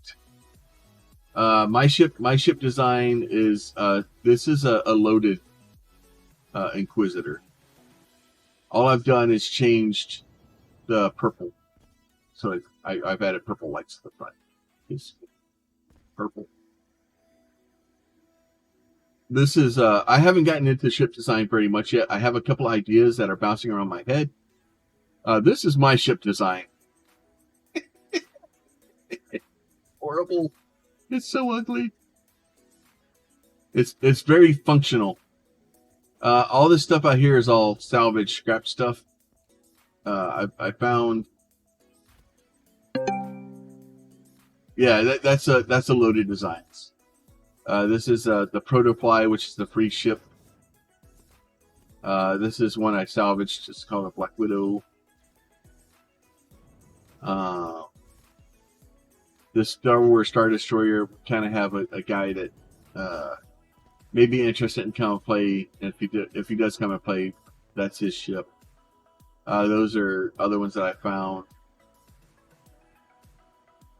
This is one I found, but I do have the blueprint for this one. This is when I took the speeder and cut it off and just put really big engines on the back of it. This is one that I wanted to try to make a pocket ship with a large engine. You can, by the way. That is a pocketable ship. I'm trying to make it work, trying to keep it organized. This is another one I found that's really cool. I did find a baby shark. And then this is my beginning ship where I just kind of stick a bunch of wings on it, more engines. And then, like I said beforehand, we're not making a lot of stuff here. So I'm making just normal containers, XS through L in here, XL containers go in here, and then this is expanded XL containers. We're making transfer units because you can never have too many transfer units. Uncommon atmospheric maneuvering engines, large. These are extra small, small, and medium. These are uncommon military atmo engines, extra small through large. And then, like everybody else, I have nitron fuel, Kurgan X1 fuel, and then rocket fuel. And then this is all like screens, transparent screens. This is all the operators. And like this, I took 1,000 operators out of here, and then some of these are already back to preprint. So the emitters, relays, pressure tiles, manual button, and manual switch. All the counters, info button, the receivers, programming boards, data banks, and then the laser emitters and receiver. So basically, we're just making all the data stuff that we need. So if you guys do need data stuff, let me know. Like I said, I'm not trying to, make a fortune.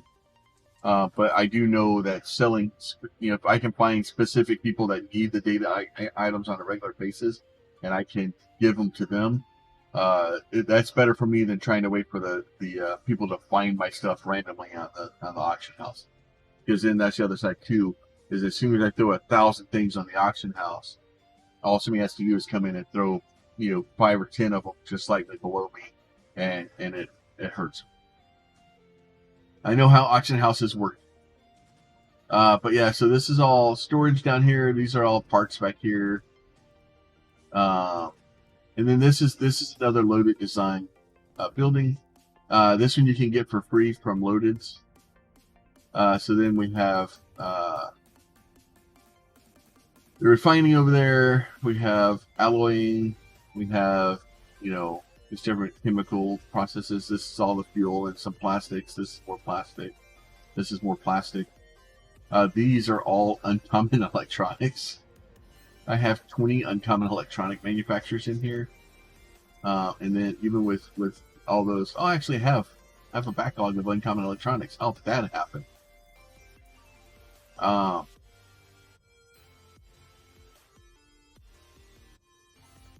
So we actually have uncommon electronics that are being made. And then as you go up, it took me probably a couple of days to get all this stuff set up. This is some more stuff I'm trying to get set up. And I kind of ran into some roadblocks. So more stuff. And then this is all the actual manufacturing. This is oxygen and hydrogen on the roof. Just because I kept kind of running out of oxygen and hydrogen. So I have it set up so that these things basically overfill a box up here. And once it's full, it transfers down as the factory needs it, so I don't back up the factory. Because the last thing I want is have too much oxygen or hydrogen stuffed in a box, and then I can't produce carbon anymore.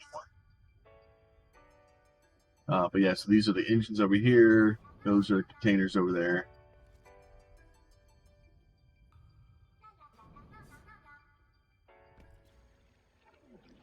But yeah, that's my little factory. We'll be looking at building a larger factory soon, TM.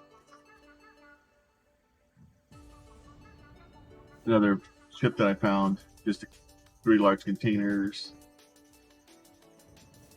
And I took a bunch of ships that I had and took them to Seraphus's and threw them out in his yard and told him that those were his problems now. I did keep this one. This is I think this is Captain's Customs design. Another salvage ship that I found. This is the Rebellion 2. It's a free design. It's a little costly to build, but it's a really good design. Seraphus Warp Shuttle that I've added some. I've added a little bit to it just to kind of, because originally Seraphus just kind of sticks boxes on the side of it. So I took the kind of the bumper from the inside and moved it out to the outside and kind of made it align it. Then I put purple on it. Purple. But purple you gotta be careful with because some of the designs just don't work right. And then this is Drax Oracle, which is a cool ship. I don't use it nearly enough. Like I love this ship, but the problem is it's such a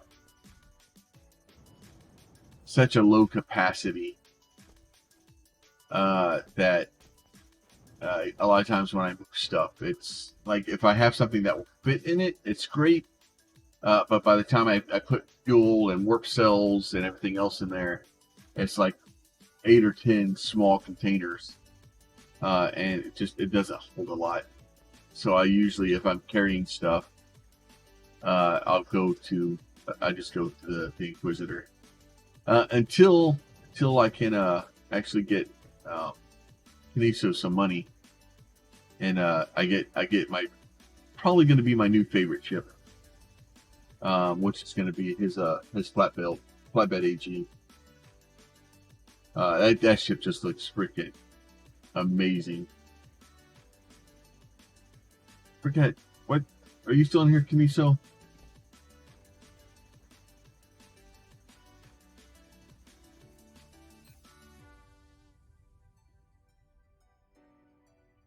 This is it.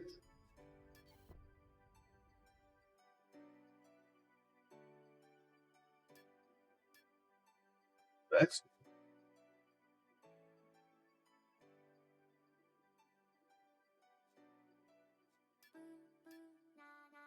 I can't remember the name of his ship.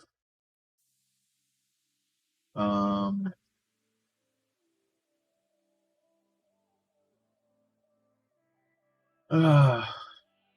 know he told it to me at one point. I wonder if I have it in this.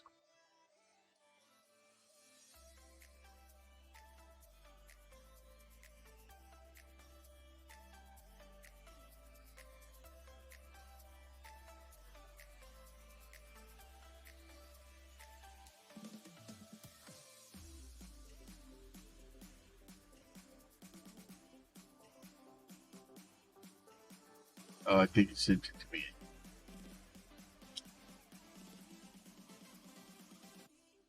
Alright, I do not have his showroom. I can't remember it, but it's a really cool, really clean ship. Very futuristic looking. If you've ever played Terra Tech with the future tech, the white, very clean design. So I do like the Inquisitor. The Inquisitor is a really nice ship. But I do like a little bit more functional. To me, carrying capacity, like that's where that's the important stuff. And then this thing here, I found the original design for this thing. I don't know.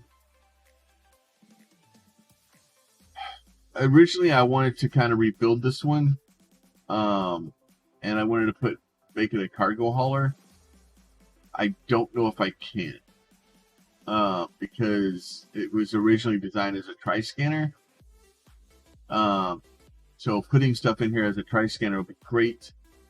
The issue is trying to refit it and put in cargo so it can carry cargo may not be as easy because it wasn't made to lift a bunch of weight. So I don't know. I don't know what I'm going to do with this thing. It's the voxel work is really nicely done. So I don't want to tear it apart. But at the same time, I don't really need another tri-scanner. We have the Radio Gaga up here that we got from Surfaces. And then that's the other thing too. So I have, and these are loaded designs over here too, for my miners.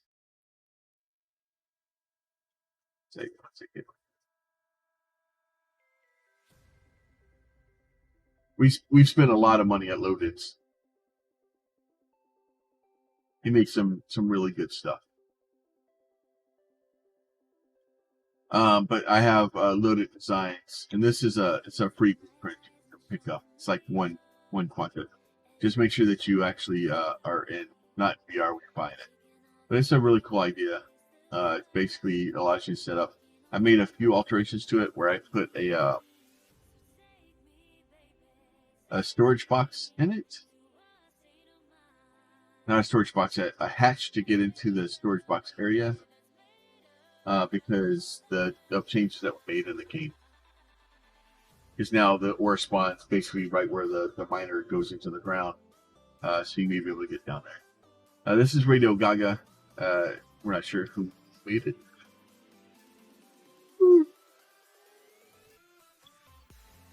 Show me who made it. Sloth Dog. So this is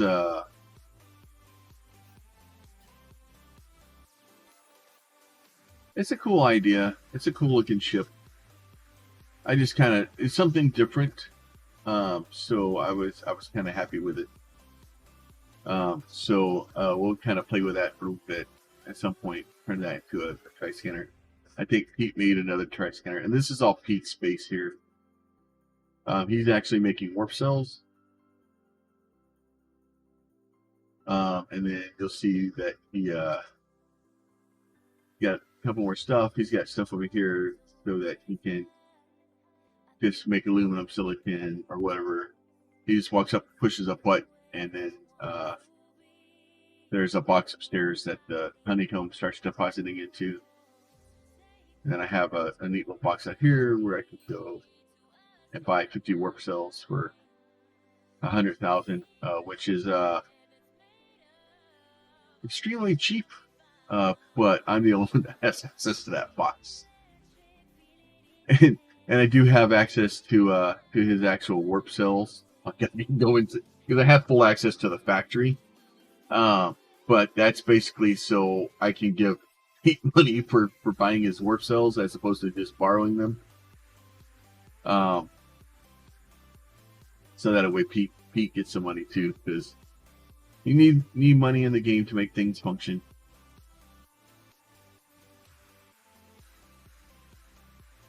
I guess I should actually do the things I said I was going to do today. Keep getting distracted.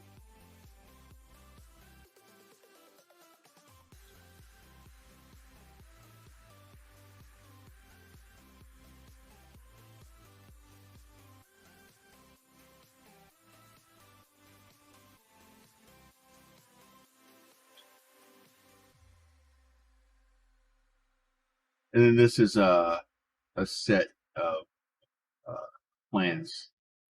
It's just wall plans. I can't remember. I can see. It's DRM free with Paka. So this is just something that allows us to hopefully be able to build building. It's just a voxel set.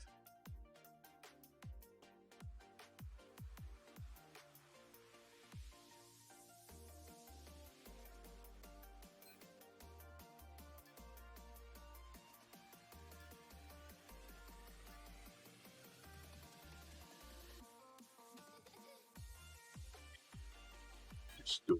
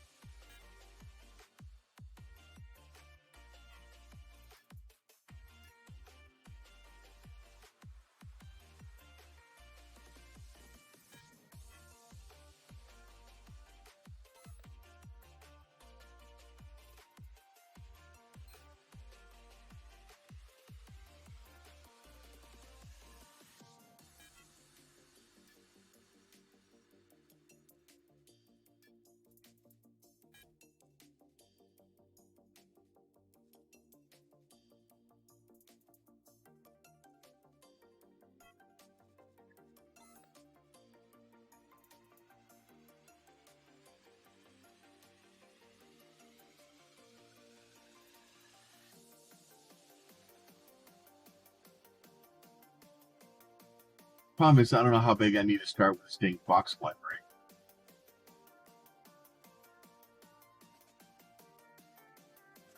Because what I want to do is I want to take the other voxel libraries that I found, and I want to put the parts into them, or into a new voxel library, so that I can have them.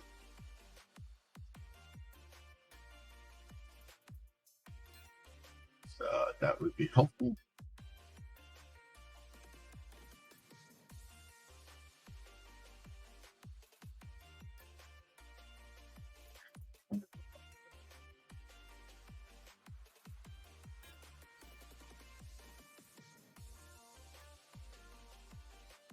That was.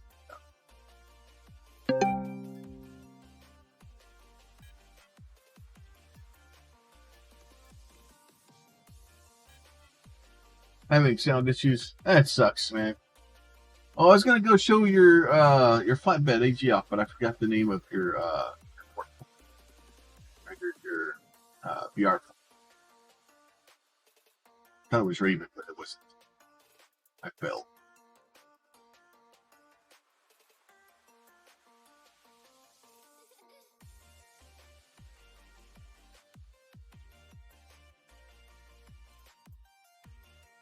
Sound issues suck. Feeling containment is small.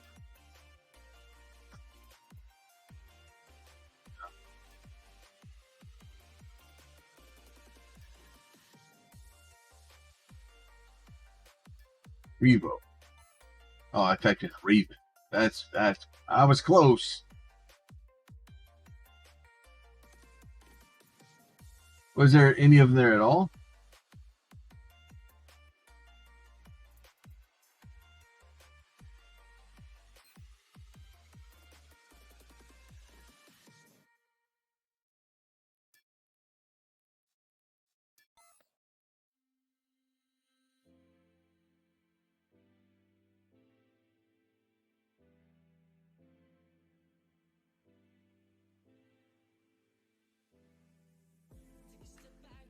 Oh, too late. I'm already on my way.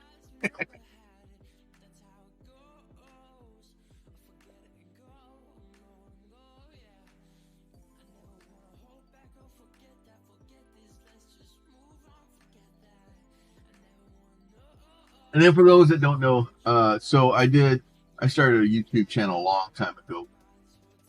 I started a YouTube channel in 2016. It's not done super well. So this is kind of a piece of his ship. And so you see like this very clean, like same thing with like his building. This is very futuristic. If you've played Terra Tech, it reminds me a lot of the Terra Tech, like Better Future stuff. What the hell is this thing?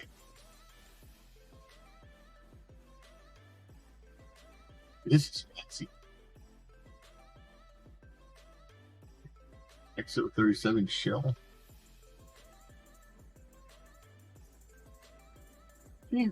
Honestly, the problem with this game is there's just way too many really, really cool freaking ships. What's that, Elcor? Oh man, don't tell me you're building Elcor, because now I gotta save up more money. Oh, you didn't build it. Yeah. So, but the flatbed HE is definitely it's like a better feature type from Terra Tech. It's a pretty cool little ship. And then it has like a thing, it has a flatbed on it. You pull the cargo out, so if you need to put ships or something there, that's all that's good.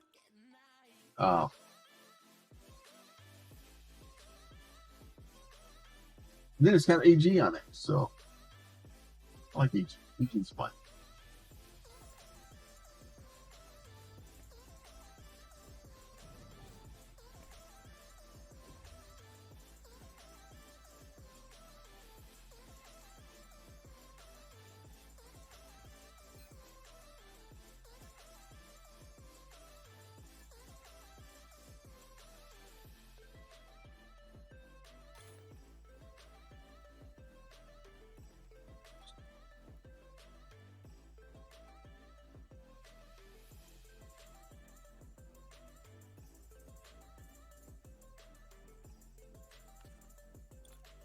Like, no, I want you to like pick up on the connect to that so I can build from that.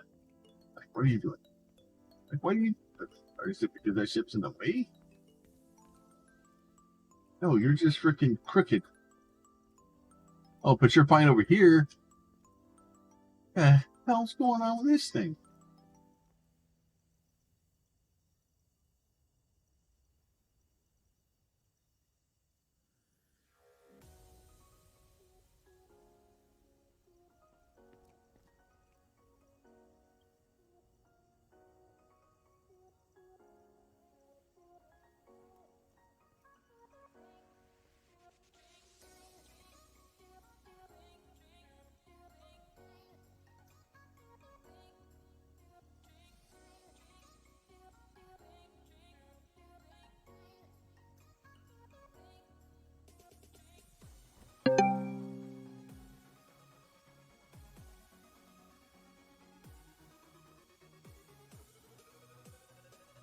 Yeah, I placed that one down off the land, so it's just been generally being a pain in my butt.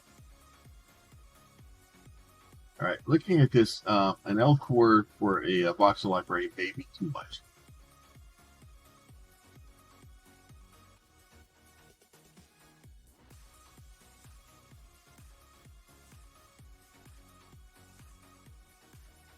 I can build a big platform in it. So if I make like a workshop with a voxel library in that, maybe. But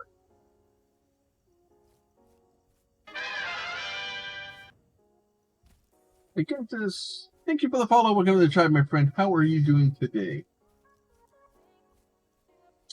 Yeah, I do want to take some of the other stuff and kind of put them into here. So my idea is to basically pull a couple of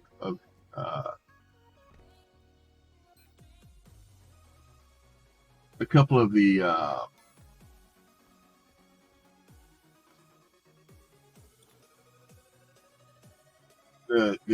smaller factories or the smaller voxel sets together, so I have them in one place. So instead of having to put down 15 different voxel sets and 15 different reactors and everything else, which I don't need 15 of. I honestly don't even know if you need a reactor anymore.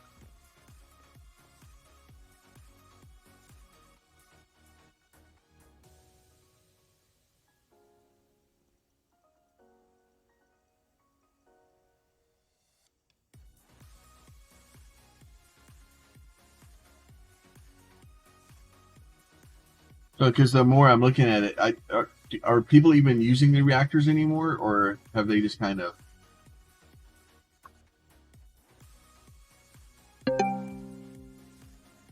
Oh, the reactors are broken. Yeah, but yeah, because with the voxel movie thingy, like you can kind of do all that in real time as opposed to trying to build your.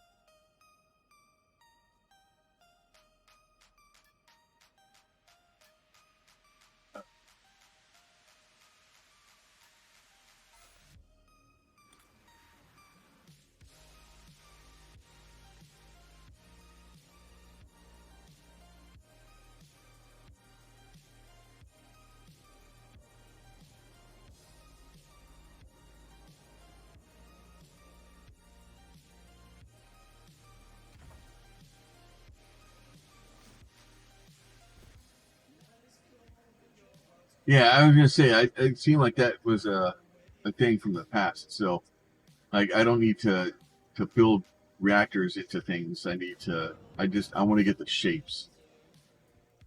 Um,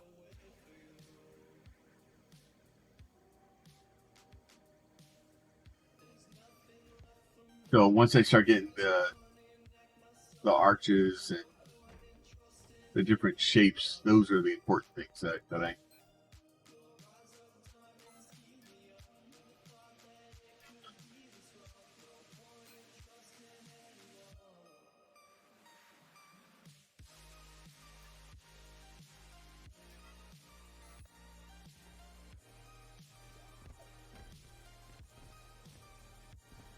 And then at that point, I can start making my own stuff to design. You know, whatever craziness I want to come up with, because I'm sure that will be nothing too crazy.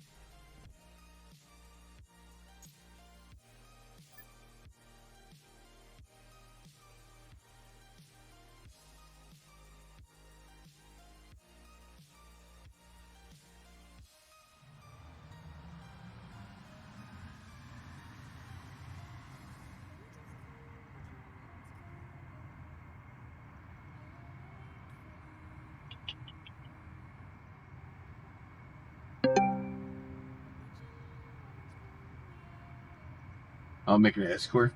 Nice. Oh yeah, but if S core wouldn't have AGG on it, so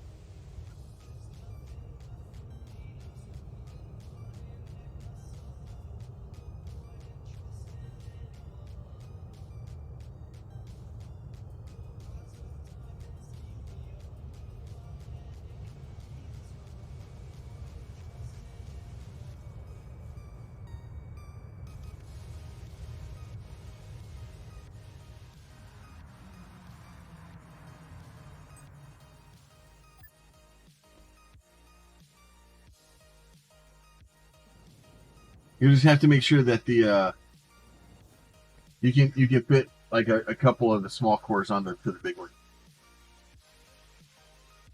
Yeah,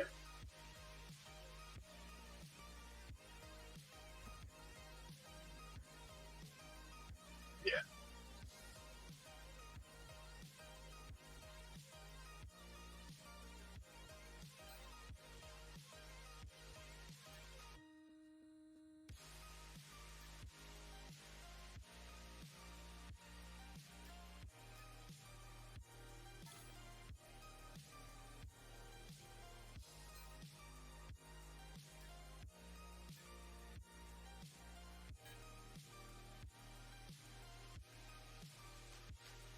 For the grid, change it so between make the one.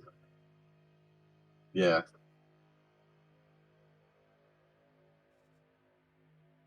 yeah, and that's the thing is they have a lot of that stuff is altered and changed so rather rapidly.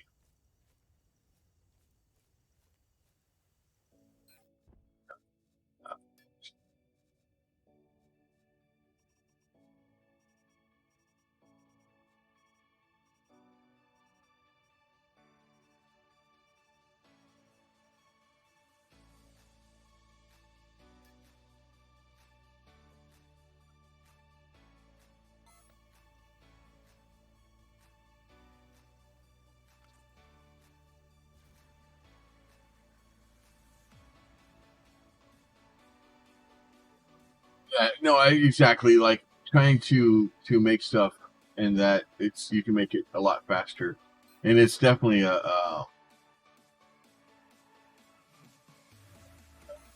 I know where it's definitely an improvement. The voxel reactor, like watching videos on how to do that stuff, man. I was like, wow, you're doing my head in, dude. And the guy I found to watch to do it,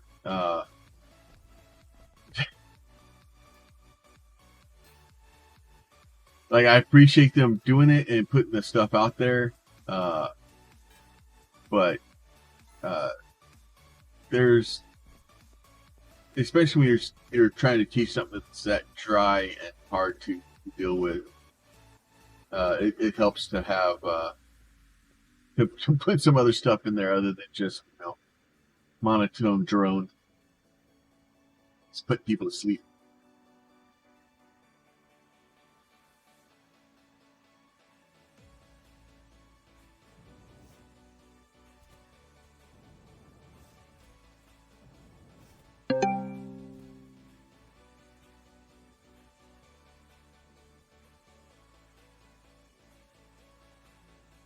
Yeah, I probably, and it sounds like a lot of the stuff that they're trying to do is trying uh, to do things.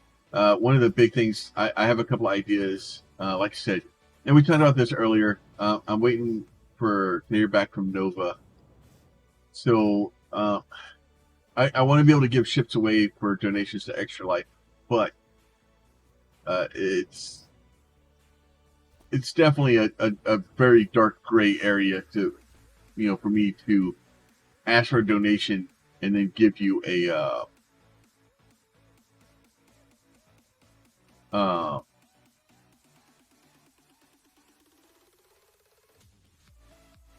blueprint. Like that's a great way to get kicked off the game. So I'm trying to get permission to basically say, hey, if somebody makes a donation and it's not me, the money's not for me, it's for charity. And this is a very specific use case. If somebody donates money to this charity, am I allowed to then, in return, as a reward, give them this ship?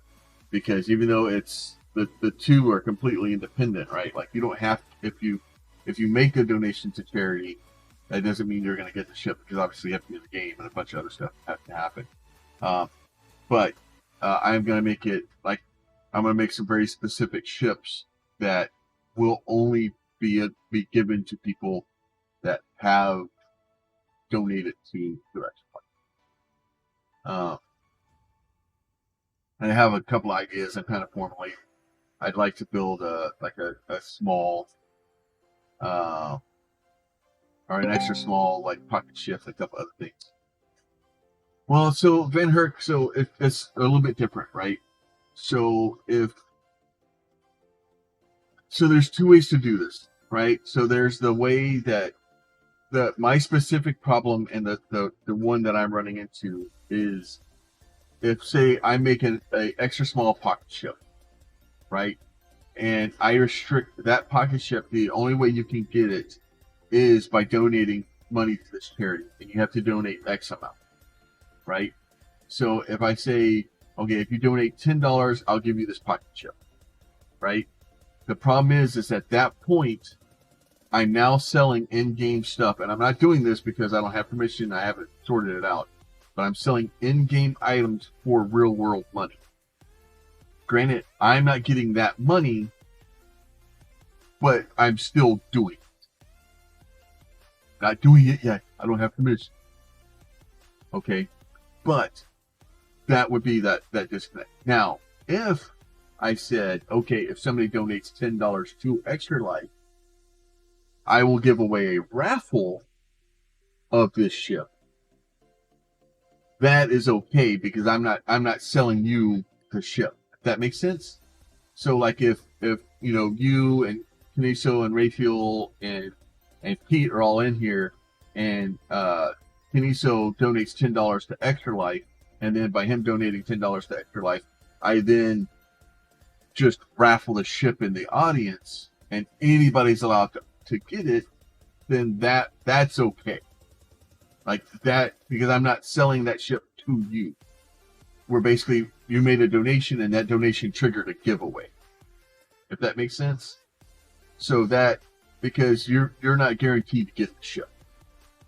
Now, if you made it and then nobody else entered the raffle, which we have no control over, and then you won it, like that was just weird RNGesus, man. That's fine. Yeah. So, and that's I have a couple ideas. Like I have a very specific idea of what I want to do. That I think if I can pull it off, it'll be great. But the problem is even if I say anybody that makes a donation to Extra Life, no matter how much, like any donation I give you the ship, that's still basically selling in-game assets for real world money, and it's definitely it's a gray area. It's a dark gray area, but it's one that I don't want to run afoul of, right? Because I'm going to be doing this on stream. Like anybody can pop in and see it, and if one of Novakurt comes in and says, "Hey, that's against Eula and the Toss, and congratulations, now you need a new account."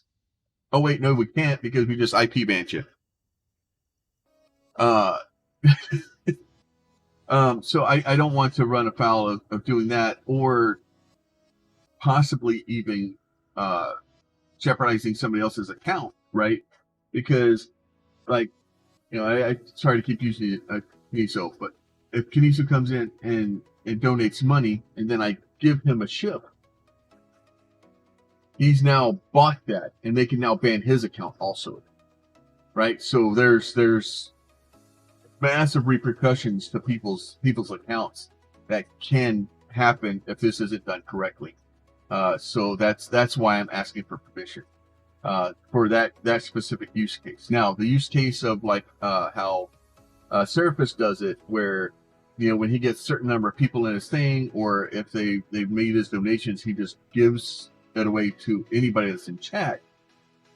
That is different, right? Because now I'm like, oh, well, I received this, and, if when I hit this goal, it causes me to do X action, and X action just opens up to anybody that's here, and anybody could have entered, then that's different. Then I'm just giving a ship away. And I'm allowed to just give a ship away.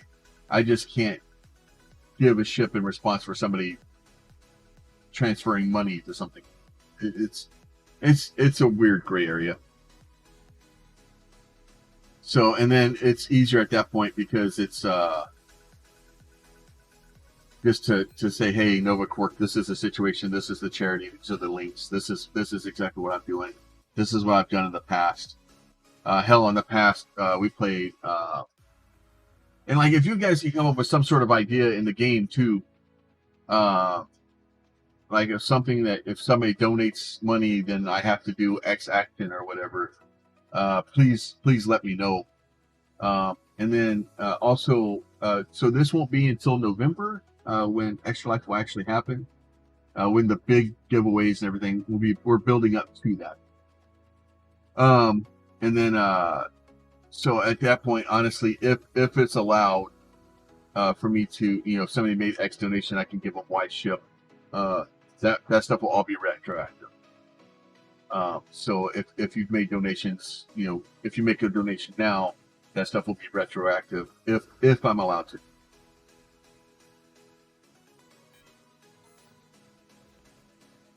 So this is pizza. I just walk in and be like, I want this. Then I just wait and it shows up in the box. And anything that is given to for that, I want to make sure that we have information and stuff like that so that people can know what it is, and when it is and what it is. And most likely what I'll do with Van Herk and Kiniso, if you guys do want to donate ships, I'll set those up so that when we hit certain monetary values or certain hours or something, make sure that that stuff is given away, because that stuff will have to be done on like the like when we hit this goal, which is a community goal, and then we'll just give it away to everybody, and then that would be okay, uh, because that's just giving ships away. But yeah, trying to actually sell them, I guess. But yeah, so my idea is to have an extra small, medium, and a large ship, and have like a couple of different ones. Like I want to have a pocket ship, and I may have two extra small ships. I may have a pocket ship version and a non-pocket ship version, because I'd like to have, yeah. Like I said, it'll be a while out, but it's the whole point is, and it's about helping the game, it's about helping the community, and it's about raising money for charity. Like as a side benefit of that, hopefully the channel grows, and at that point, if the channel grows, then hopefully we can bring Kiniso and bring Ben Hurk and Seraphis, and we can all grow together. We can all improve and improve our channels together. And then once we get everybody's channels improving, and the game gets bigger, and then we all get bigger, and then we all quit our day jobs and we play video games all the time. It'll be great. It's a glorious adventure. But a side product of that would be that, and a more important part to me is that the larger my channel is, the more people can see Extra Life, the more people can get donations. Your boss came by. I said hi. Oh, dude, I don't even know if my boss is going to show up at work today.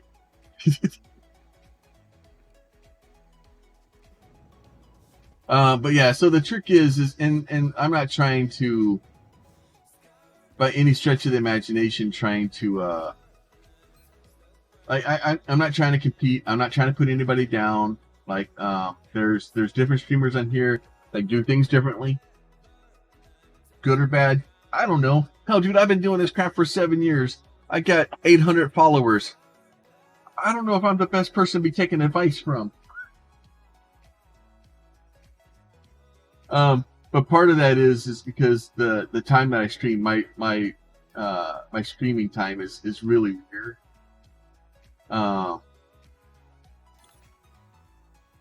And it causes me some problems.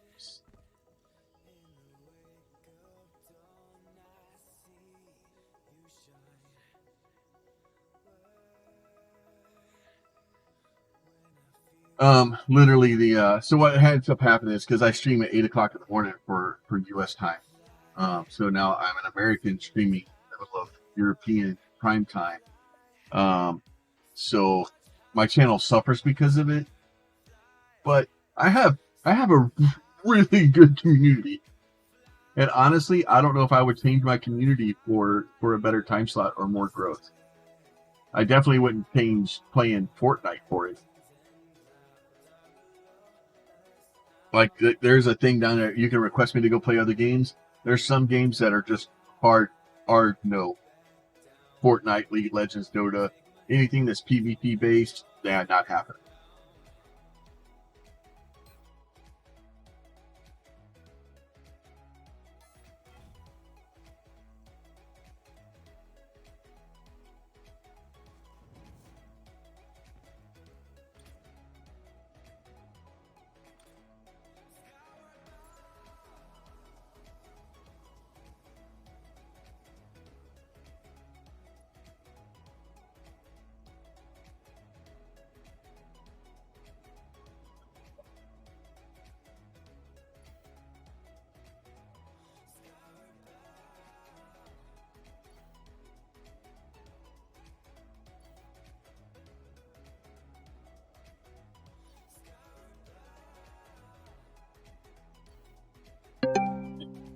Bigger selection tool.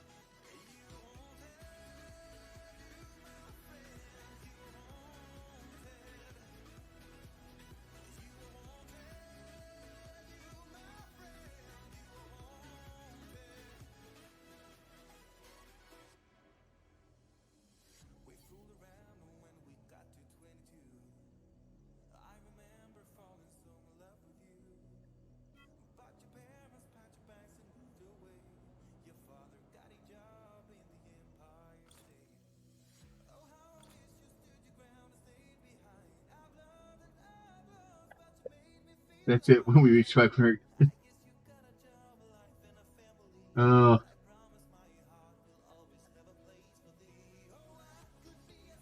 I would do a lot of stuff for Extra Life, Kaniso. I would do I'll do some shady stuff for Extra Life.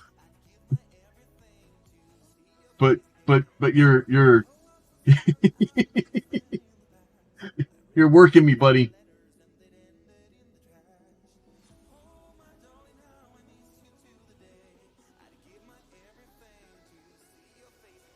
You were working me, my friend.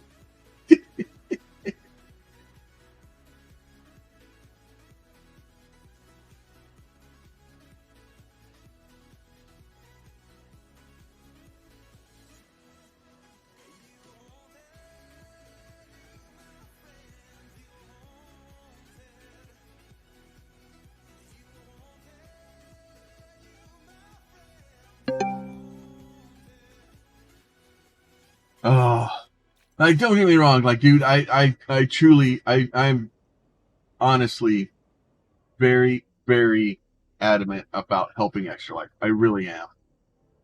And for a large enough donation, I'm sure I would swallow my pride and go play freaking Fortnite. Um, I wouldn't be happy about it, but dude, I spent 15 years in a submarine. Like I could play Fortnite for a couple hours.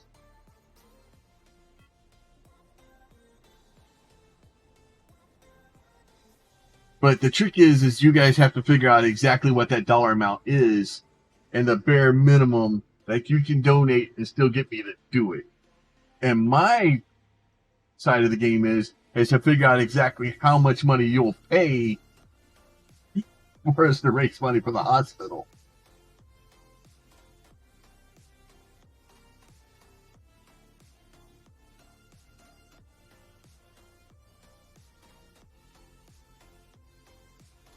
But then the trick is too is at that point, it's whether we, because if we streamed it right, then like how many people are going to show up? It's not good content. It's not good content.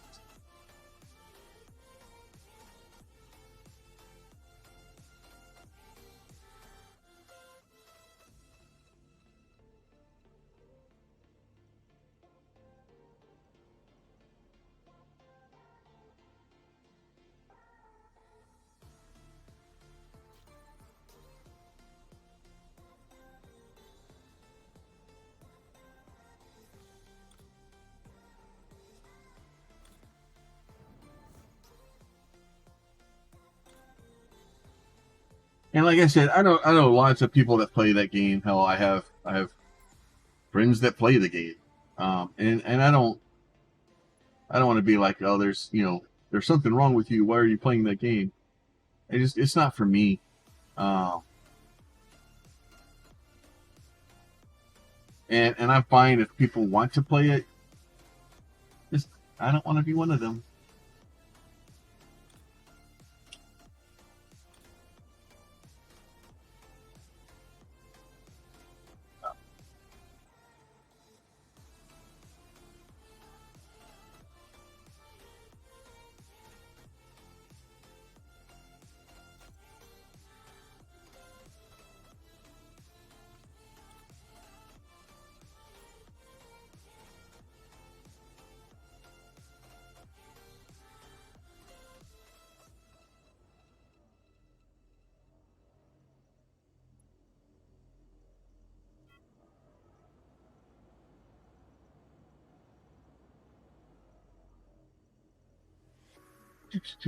But yeah, I just like I said, I know it's, and I see the reason people like it. Like I understand. Like the PvP and the game's different every time you play. And, like I get that part of it. Like I get that draw of it, but I don't know. It's too much of a. I've seen too many people that have turned into jerks because of PvP games.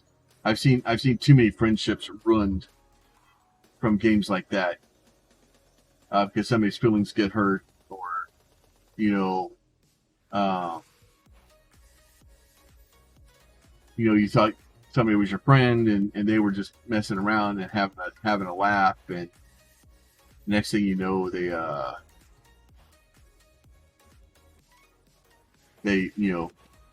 did something to hurt you, and then like friendships that literally had lasted for years and years come to an end because of a video game. And some of that stuff too is that like you clearly see how somebody is going to react when you're doing that. They think people aren't watching.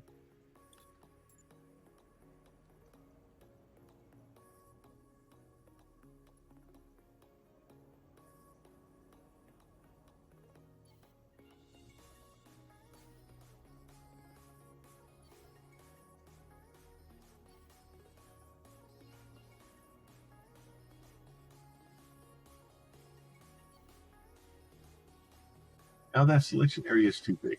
Are you joking me here?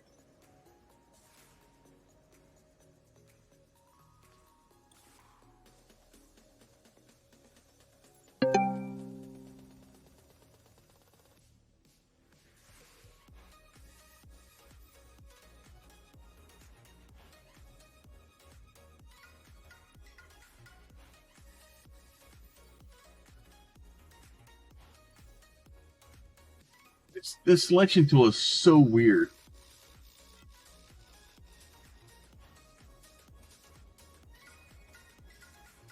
They just released a dev blog on Iliath Exchange. Yes, open it. All right, Dual Universe is home to a vibrant player-driven economy. Hey, this is the same crap they always do.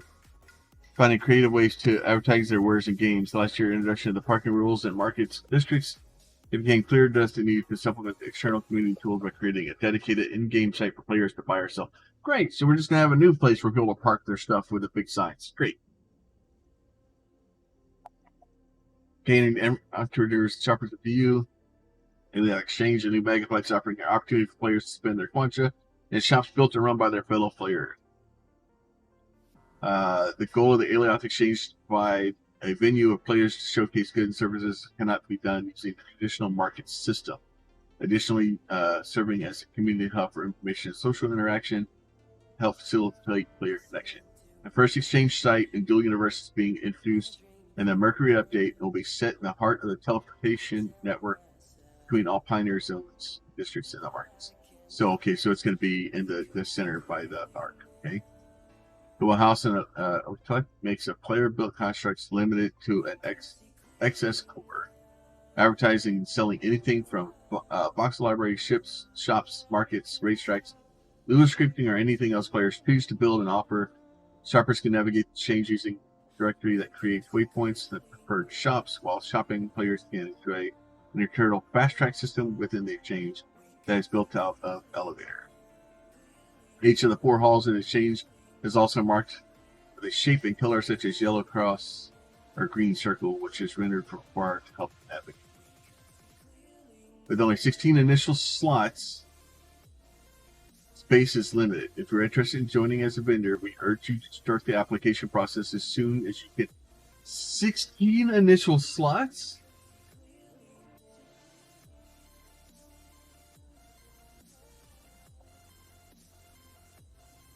This is an MMO, right?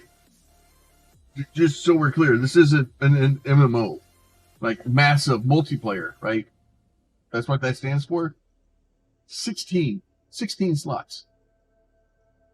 Read this document carefully to learn more about rules, guidelines, requirements. Build your construct in a complete state ready for review by NQ. Oh, wow. So then they have to review everything that goes in there. Fill out and submit your application form. You're excited to bring the new feature, and we want to bring you to decide whether or not to add more similar sites in the future. Look forward to hearing your thoughts of the forum thread. So you're going to have a spot for 16 people that have to build their entire shop in an XS core. and that's it. So you have four things. So you're going to have 4 people on each corner. I don't know why we need a fast track system to get to the different shops.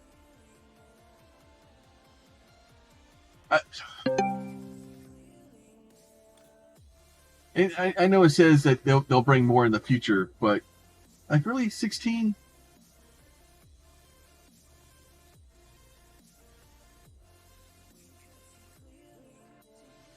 Like honestly, at that point, they need to just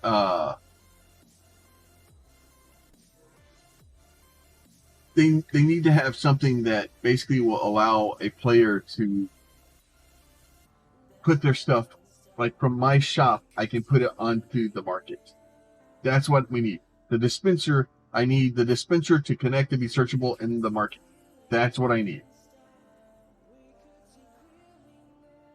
And if they allow us to do that, then that will solve a lot of that.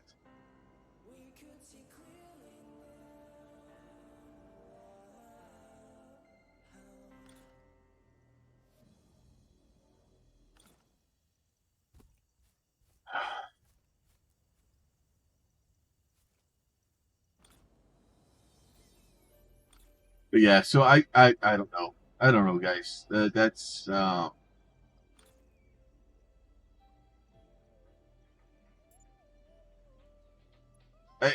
it's better. It's better than nothing. But at the same time, like it's and it's going to be curated by them too. So they're going to have an approval process to be able to get stuff in there, and then like what's going to happen if somebody gets in there and isn't updating stuff or doesn't have their blueprints up, you know. Yeah, and I'm sure there's going to be some massive amount of rent to it.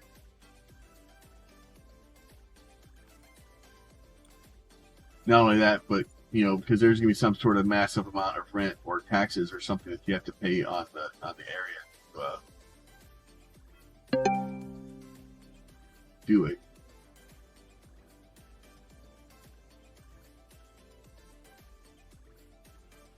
Yeah, I get that part. Like a centralized creative hub, like don't get me wrong, like to be able to have, you know, some of the big names all kind of come in and do it. And population is down, and I get that. But the population is down right now because they won't tell us whether or not they're white people. Okay. Well, if there's no tax and it gives people a reason to go in there, then that's better. It's, you know, but the thing is this extra small course. You're only going to be able to put so much stuff in there.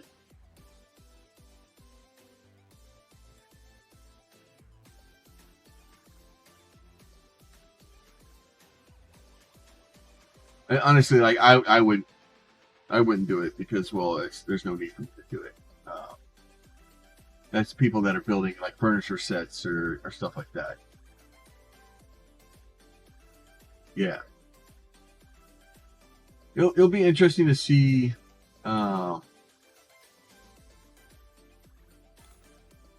It's gonna be interesting to see. I don't know what this thing is.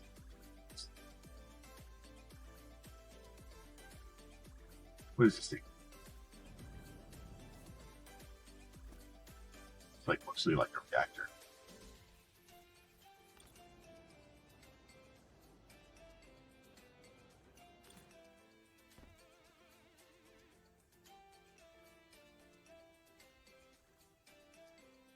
I don't think I need this one. I think that is.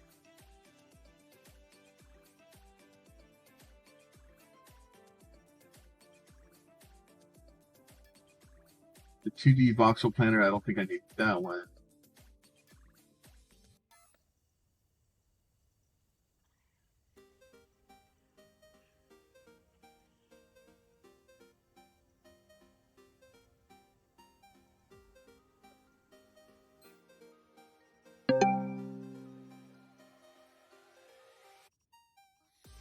Yeah, I don't know. I just hopefully they're just testing it and they're gonna get figured out. But 16 people, like that's just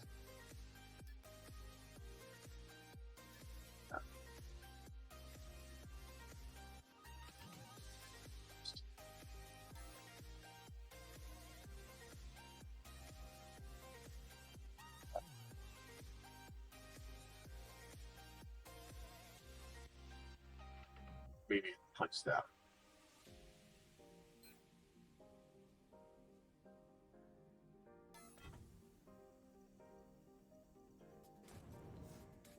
The reactor I don't need. I think some of the stuff up here I might. Yeah, it's just weird shape stuff.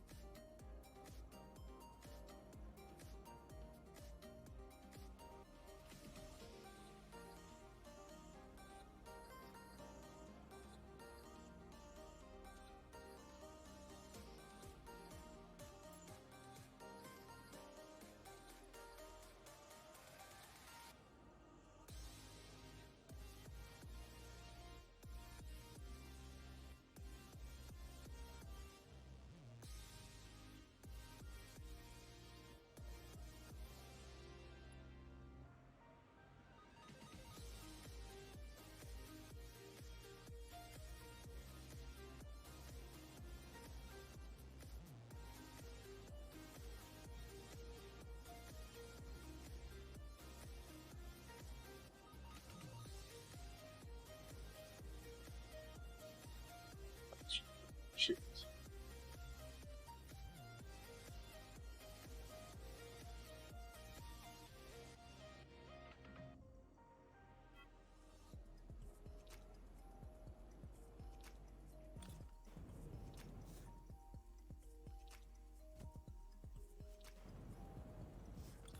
So what I'm trying to do is trying to get all this stuff into a single voxel library, so that when ultimately I start building things, I have stuff to build things with. And I don't know what I might need or what I might not need. And honestly, some of this stuff may just be to trigger my brain to get me to do other stuff. That's how my brain works.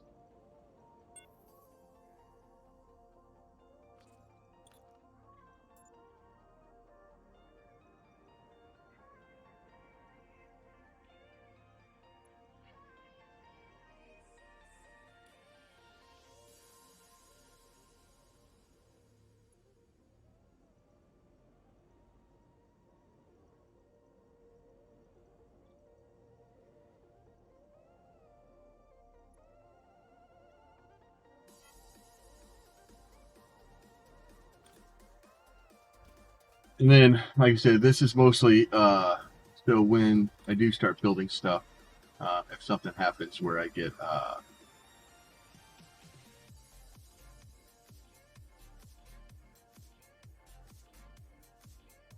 the ability to get into these things.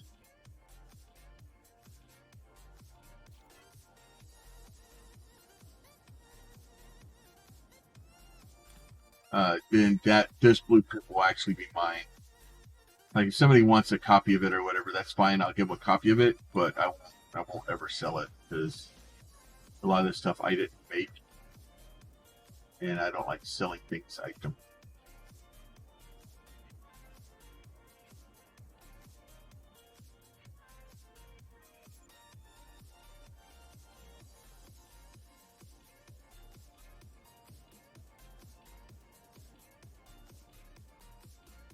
It's just it's not a good way to be. Create yourself in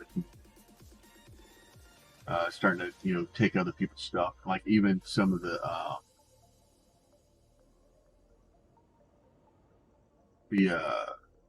ships, like the salvage ships that I got, the stuff like that. I won't sell the salvage ships. Like if somebody really wants a salvage ship, I'll give it to them, but I won't sell it.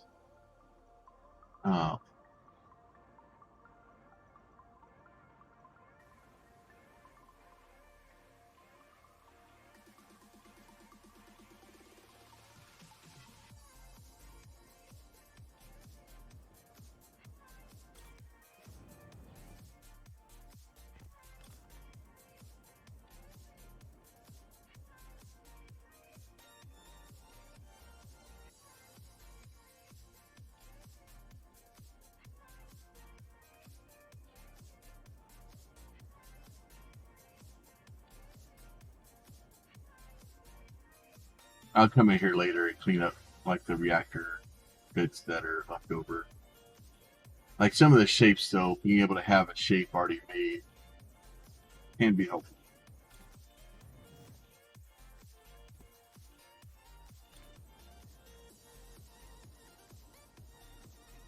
Especially when you start getting some of these compound curves and trying to get the actual curve and getting it to look right. The problem is if I want to make it even slightly different sized, that may be not as easy to sound.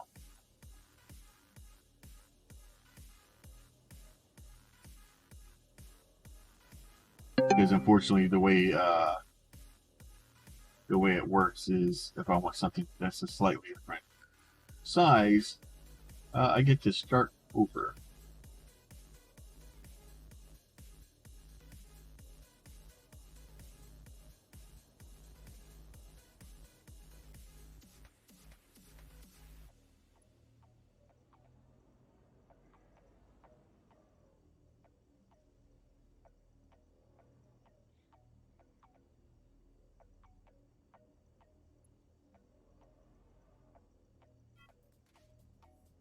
Yeah, no worries, man.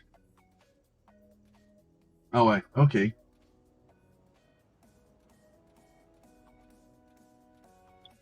I will head over there in a minute. And yeah, as I've been going around and collecting like voxel sets and stuff, like I've been trying my best not to, uh, like if I pick up a voxel set, like I wouldn't destroy the voxel set I found out in the wild, because you know, like I wanted somebody else to be able to get it if they needed it. And it's not mine. Like I don't get to I don't get to decide who has access to it. Like if people want this thing when I get it kind of built, that's fine. I'll have this one. I will like I would release this one for free for people because it's just a bunch of other people's shapes that I put together, kind of in one place. But the voxel set I'll be building for myself because I'll have another one that's just for. They have a few crazy ideas. I may need to talk to some.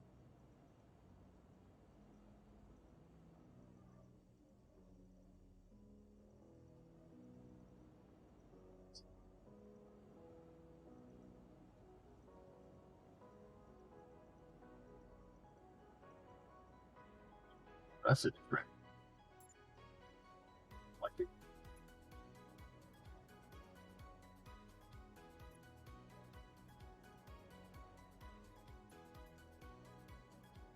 It's usually you have the ramps, but these are.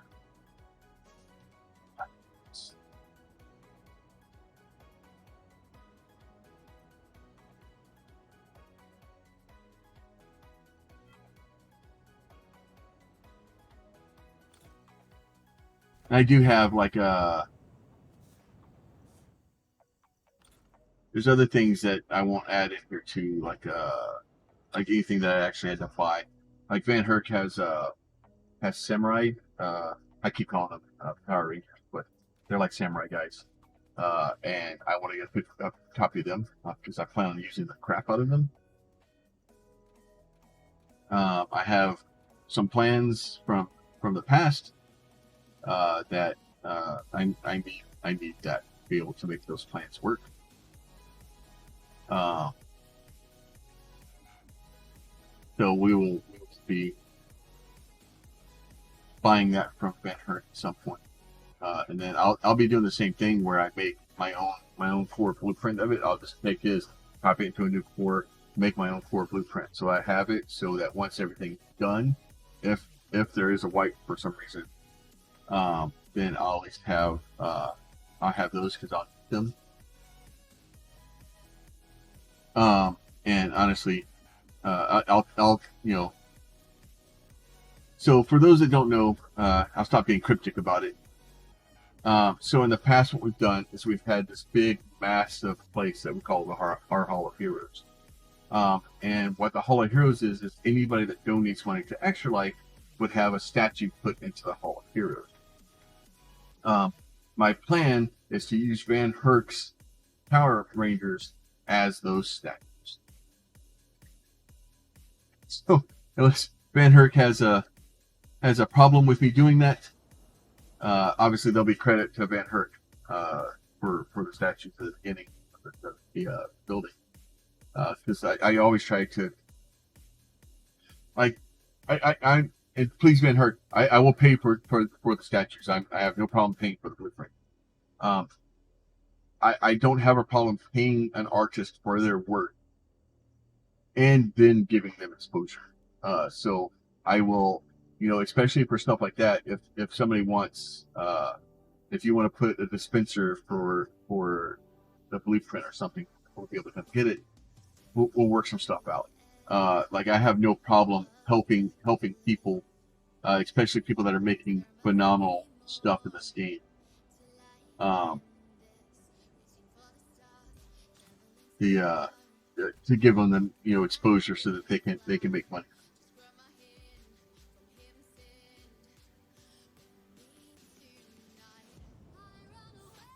Oh, I thought your Power Rangers were 3 million.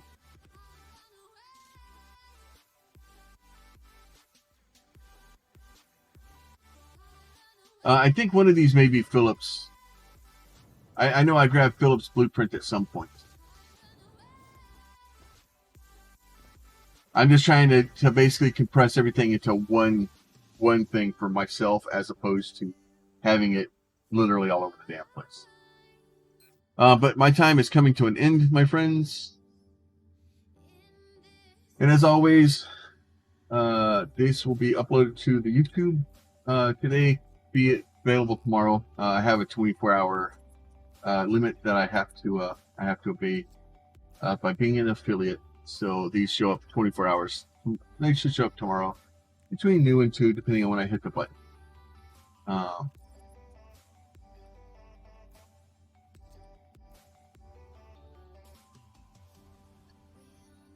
Let's see who else is on.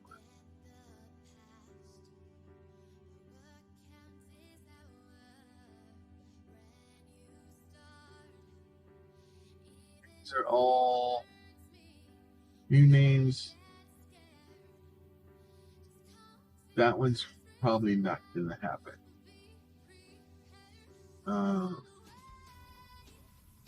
That one's in German and Switzerland, so that one's not going to happen. So we will try this one. We'll roll the dice on this one. See how that works. Do me a favor. We're going to raid this channel. And unfortunately, these are, sometimes there's a blind stab. We'll see how it works out. But it is Fallen Angel Geek. So do me a favor. Come hang out with them. Tell them I said hi. And then we will catch you guys tomorrow. Talk to y'all soon.